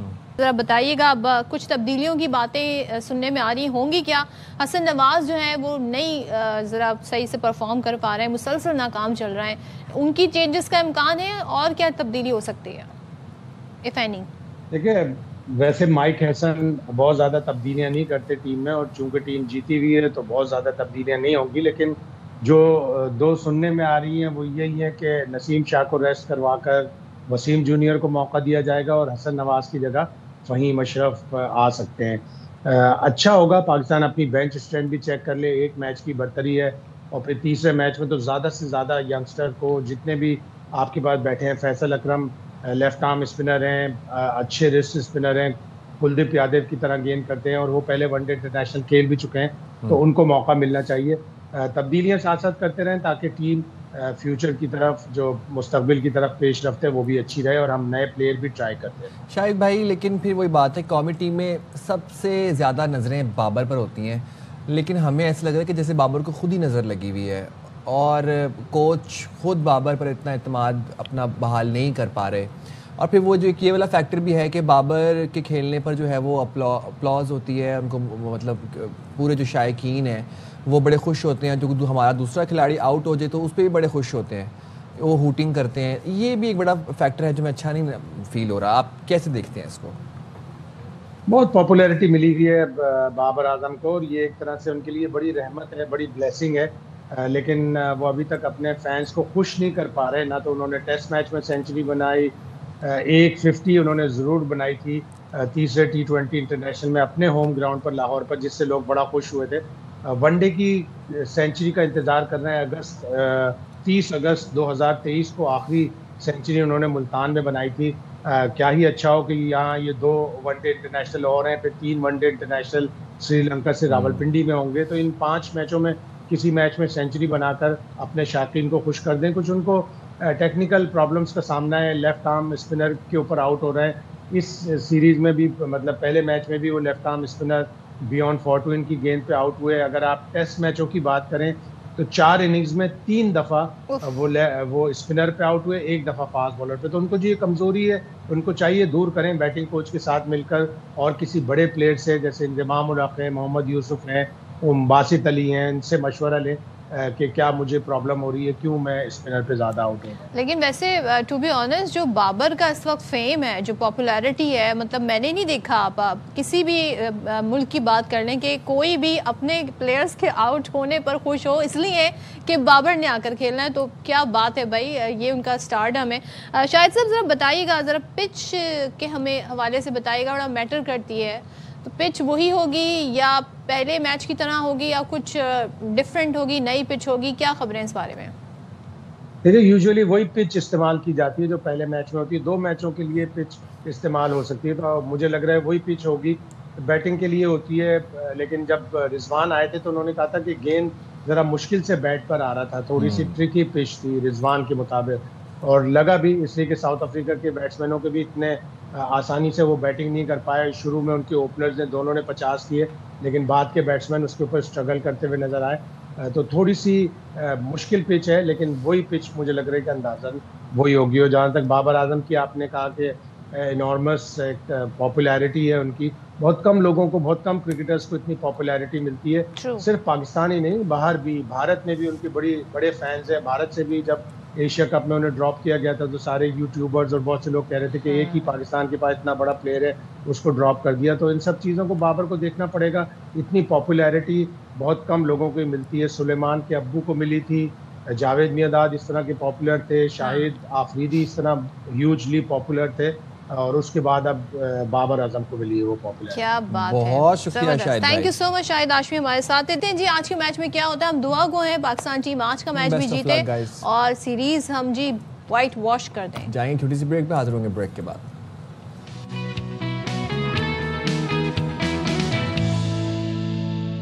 چلیں جی اب ذرا ڈسکس کر لیتے ہیں تھوڑا سا موسم کو بھی.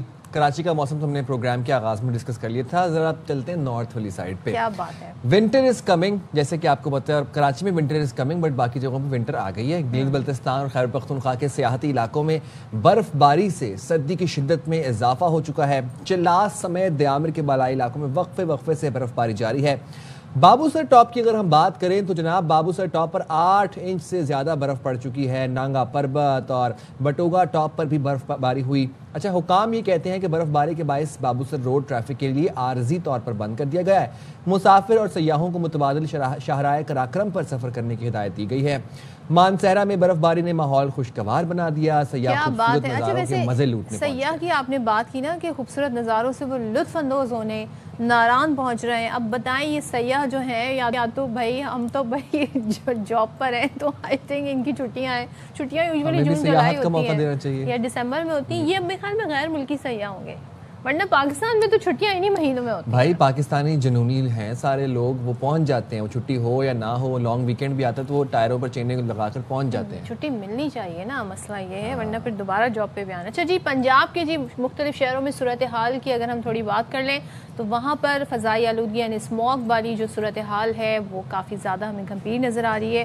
اب اس کے لیے کوششیں تو کی جا رہی ہیں. لاسٹ ٹائم آپ نے دیکھا تھا بڑا اس پہ بجٹ لگا کے جی اسموک گنز لے کر آئے پنجاب گورنمنٹ, اور اس کے بعد انہوں نے ریزلٹس اب دیکھا جا رہا ہے, مانیٹر کیا جا رہا ہے. سو بہت سارے اسٹیپس ہیں جو لیے جا رہے ہیں. لیٹس سی کہ اس سال موسم کیسا رہتا ہے. عموماً سردی کی پریڈکشن یہ ہے کہ کافی زیادہ سخت سردی آئے گی, جو کہ ابھی تک ہم نے ایکسپیرینس کراچی کی حد تک اچھا جی, اب موسم سرما کی آمد کے ساتھ ہی جیسے ہی موسم سرما دستک ہوتی ہے, ساتھ ہی نئے گرم کپڑے, رضائیاں, کمبل, لحاف, کمفرٹرز, کوئلز, سب کچھ جو ہے وہ نکل آتا ہے. اور اگر نہیں نکلتا پرانے والے تو پھر نئے خریدنے جاتے ہیں شہری.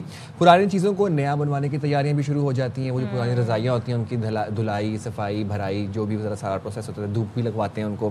اب بھکر میں بھی شہریوں نے سردی سے بچاؤ کے لیے دکانوں کا رخ کر لیا ہے, اور عباس خان نے رپورٹ تیار کی ہے. ذرا آپ بھی دیکھیں, ہم بھی دیکھتے ہیں.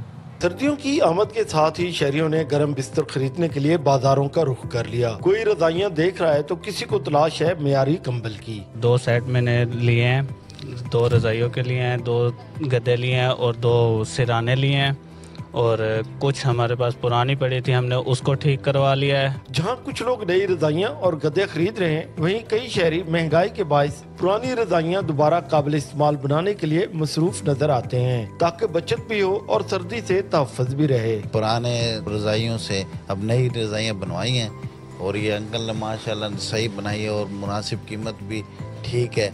नई रज़ाइयाँ खरीदने के लिए आए थे, लेकिन महंगाई की वजह से न खरीद सके और सर्दी से बचने के लिए हमने पुरानी रज़ाइयाँ यही मशीन से तैयार कराई हैं और उन्हीं को इस्तेमाल में लाए हैं। कारीगर कहते हैं महंगाई के बायस ज्यादातर लोग पुरानी रजाइयों को ही काबिल इस्तेमाल बना रहे हैं। नई रजाई बनवाना पहले जैसा आसान नहीं रहा। नई रजाई जो है वो तकरीबन 3-3.5 हज़ार में बनती है, वो कहाँ बेचारा कोई अब बासियत है वो बनवा लेता है, नहीं गरीब बेचारा कहाँ उसमें इतनी दिक्कत है। जो एक तरफ महंगाई है तो दूसरी तरफ सर्दी, शहरी दोनों महाजों पर खुद को महफूज रखने के लिए कोशिशों में मसरूफ नजर आते हैं। कैमरामैन जिब्रान खोखर के साथ अब्बास खान, ARY न्यूज़, भक्कर। हर कलर मिलेगा आपको यहाँ पे, लाल, नीले, पीले फूल। मुझे रज़ाई के पैकेज से एक शेर याद आया, बड़े मारूफ और मशहूर शायर हैं, फरमाते हैं कि मत ढूंढ मुझे दुनिया की तन्हाई में, मत ढूंढ मुझे दुनिया की तन्हाई में, सर्दी बहुत है मैं हूँ अपनी रज़ाई में। काम करती हूँ मैं जा रही हूँ, ये शो अब आप कंटिन्यू कर लें, इस शेर के बाद मैं आपके साथ जो है कंटिन्यू नहीं कर रही। बारह ये बड़ा आपने कहा मशहूर मारूफ शायर है, शायर का नाम ढूंढ लिया आपने? नहीं ढूंढा है। चले जी आगे बढ़ते हैं। सोचे ड्राई फ्रूट से फिर रज़ाइयाँ और रज़ाइयाँ से अब पता नहीं शेर, और शेर से अब हम एक बार फिर आपको लिए चलते हैं अपने असल टॉपिक की तरफ। अच्छा, हम जी देख रहे हैं कि अब नई नई चीज़ें आती हैं, नए नए फैशन आते हैं, इसी तरीके से नए नए ट्रेंड्स आते हैं। खानों की भी अगर हम बात करें तो अब खाने भी हमारे जदीद हो गए हैं, जो क्विकली जल्दी बन जाए, फास्ट फूड का बड़ा ज़माना है। लेकिन ऐसे टाइम में हम देख रहे हैं कि माजी को बहुत याद किया जा रहा है, क्योंकि हम ये देख रहे हैं कि जो बुज़ुर्ग हमारे बताते हैं, जो उन्होंने अपने वक्तों में खाया पिया, खालिस जो खाना पीना उन्हें खाया है, तो उससे बड़े फ़ायदे हैं। तो अब कहा जा रहा है जी हमें देसी घी की तरफ जाना चाहिए, प्रोसेस्ड घी के बजाय, और तेल का ऑप्शन भी जो ये कुकिंग ऑयल जो होते हैं ये यूज़ नहीं करने चाहिए। इसी तरीके से हम देख रहे हैं जी अब लोग गुड़ की बात कर रहे हैं कि आप गुड़ का इस्तेमाल कर लें और चीनी का आप बिल्कुल इस्तेमाल ना करें। गुड़ बिल्कुल जनाब। तो ज़रा पेशावर से फिर देख लेते हैं, नवाब शेर ने एक रिपोर्ट तैयार की है मेवाजात पे, ड्राई फ्रूट्स पे। आप देखिए, हम भी देखें। पेशावर की गानियों में तैयार किया गया देसी गुड़, बादाम, चलगोज़ा, पिस्ता, अखरोट और दीगर खुश्क मेवाजात, ये वो लजीज सौगात है जिनकी तलब टन बढ़ते ही उरूज पर पहुंच जाती है। गुड़ बहुत इस्तेमाल करते हैं पेशावरी, हम खुद अपना गुड़ बनाते हैं, अखरोट, बादाम, काजू, इलायची, ये चीज़ें लोग जो ज़्यादा ठंड जो होते हैं तो गुड़ बहुत इस्तेमाल करते हैं लोग। पिस्ता, चलगोज़ा, काजू, सौगी, इंजीर, अब ये तकरीबन हर चीज़ की मांग बढ़ जाती है इसमें। गरम कावे के साथ पेश किए गए खुश्क मेवाजात और मसालेदार गुड़, ये सिर्फ खुराक नहीं बल्कि पुख्तून रिवायात, मेहमान नवाजी और मोहब्बत की पहचान भी है। सर्दियों की आमद है, ये पेशावर की सौगात है, स्पेशल पेशावर की हॉस्पिटैलिटी भी है। जब भी मेहमान आता है तो हम ये सब इनके सामने रखते हैं। पेशावर में खुशबूदार कावा, मसालेदार गुड़ और गजाइत से भरपूर खुश्क मेवाजात सर्दियों को और भी खास बना देते हैं। गुड़ की मिठास, खुश्क मेवाजात की खुशबू, यही है पेशावर की सर्दियों की पहचान। कैमरामैन अरशद खान के साथ नवाब शेर, ARY न्यूज़, पेशावर। अच्छा, sadly and very unfortunately trends follow करते करते हमने ये जो नेचुरल चीज़ें थी हमने वो बहुत पीछे छोड़ दी। हम आ गए जनाब ड्राइड एप्रिकॉट्स पे, ड्राइड कीवीज़ पे, जो आपको पूरा साल अवेलेबल हैं, वो खुश करके फिर वो पैकेट्स में, तो हम बहुत आगे निकल गए। अब जब हम वापस बाउंस बैक करना चाह रहे हैं तो अब आप देख लें कि बादाम कितने महंगे हुए हैं, चलगोज़े कितने महंगे हैं, अंजीर कितनी महंगी है, खजूर कितनी महंगी है। So this is a very sad. चलें तो ज़रा हम देखते हैं कि अब वाकई लोग दोबारा देसी रवायती खानों की तरफ आ रहे हैं और अब कैसे अफोर्ड करें, ये भी एक मामला है। हमारे साथ मौजूद है माहिर ग़िज़ाई डॉक्टर नवीद भुट्टो साहब। Thank you so much doctor Naveed join करने के लिए। क्या ऐसा है या अभी भी लोगों में रेडीमेड ऑप्शन ज़्यादा है कि जी लहसुन प्याज जो है वो ऑलरेडी जो मिल रहा है पैक्ड, इसी तरीके से टमाटो प्यूरी भी मिल रही है, तो इनके नुकसानात इतने शदीद हैं कि हमें वाकई अब ऑर्गेनिक की तरफ जाना चाहिए? जी थैंक यू वेरी मच, और बहुत इंपॉर्टेंट टॉपिक है और जिस पे हम काम भी कर रहे हैं कि किस तरह हम एज पुरानी जो नेचर की उसको रिवाइव करें, और उस पर हम आ भी रहे हैं ना।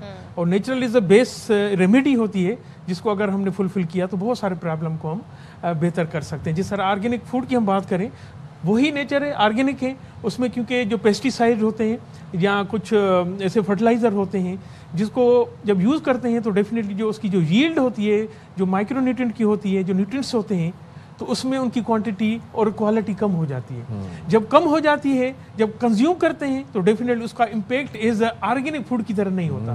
तो इसलिए ऑर्गेनिक फूड का मतलब ये है कि उनकी यील्ड हो और उनका जो माइक्रोन्यूट्रिएंट लेवल हो और ओवरऑल उनकी जो बेनिफिट, जो उनकी न्यूट्रिशनिस्ट है, क्वालिटी हो, وہ بہتر ہوتی ہے. اب جب بہتر ہوگی تو وہ باڈی میں جا رہی ہوگی تو اس کا امپیکٹ اس پہ پورا آتا ہے, صرف انسان کی صحت پہ نہیں, آپ کا انوائرمنٹ پہ ہوتا ہے, پالیوشن پہ ہوتا ہے. اور بایو ڈائیورسٹی کی ہم جب بات کرتے ہیں, بایو ڈائیورسٹی کا مطلب یہ ہے جو پولینیٹرز ہوتے ہیں, جس طرح ہنی بھی ہوا, بٹر فلائی ہوا, ایک جگہ سے دوسرے وہ پولینیٹر کو آپ نیچرل پروسیس میں سرکولیٹ کرتے رہتے ہیں. تو اس سے کیا ہوتا ہے, جب آپ کا ییلڈ والا جو ریٹرن یعنی ویجیٹیبلز یا فروٹ پیدا ہوتے ہیں وہ آرگینک ہوتے ہیں, اور آرگینک کی جو کنزمپشن از دا نیچر جس کو ہم بات کرتے ہیں, تو اس میں زیادہ نیوٹریشنز بھی ہوتے ہیں اور صحت کے لیے بینیفٹ بھی ہوتے ہیں. تو اس لیے ہمیں ان کو ریوائیو کرنا پڑے گا. ہم دیسی گھی کی بات کرتے ہیں فار انسٹنس, اب دیسی گھی اور ڈبے کے دودھ کی جگہ گائے یا بھینس کے کھلے دودھ کو فوقیت دی جاتی ہے, اور ہم یہ دیکھ رہے ہیں کہ دیسی گھی, سرسوں کا تیل, گڑ ہو گیا, یہ وہ پرانے اجزائیں تو جن پہ ہمیں واپس آنے کی ضرورت ہے. اب جو ہے وہ سائنسی تحقیقات بھی ہو رہی ہیں, رپورٹس بھی آ رہی ہیں کہ یہ دیز تھنگز ور گڈ. تو آپ کو لگتا ہے کہ ان کے سائنسی فوائد ہیں دیسی گھی کے, آپ کے جو سرسوں کا تیل ہے اس کے واقعی سائنسی فوائد ہیں؟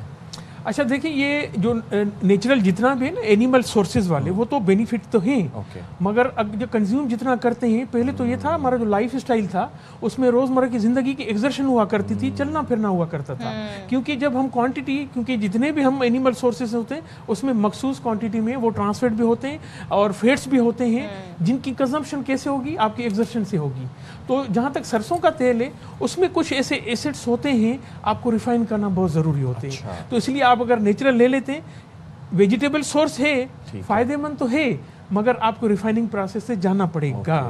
تو جو مارکیٹ میں ملتا ہے کیونکہ اس میں پکا ہوا کھانا بہت ہیوی فیل ہوتا ہے. جی اچھا, ہیوی اس لیے ہوتا ہے کہ وہ پیوریفائی ہوتا ہے وداؤٹ ریفائننگ ہوتے ہیں, اس میں جتنے بھی فیٹس ہوتے ہیں وہ سارے اویلیبل ہوتے ہیں. جی ہاں, تو اسی لیے کچھ ٹرانس گلائسرائڈ ہوتے ہیں, ٹرانس فیٹس ہوتے ہیں, تو ان کا ایک ریفائن پروسیس سے جاننا ہوگا.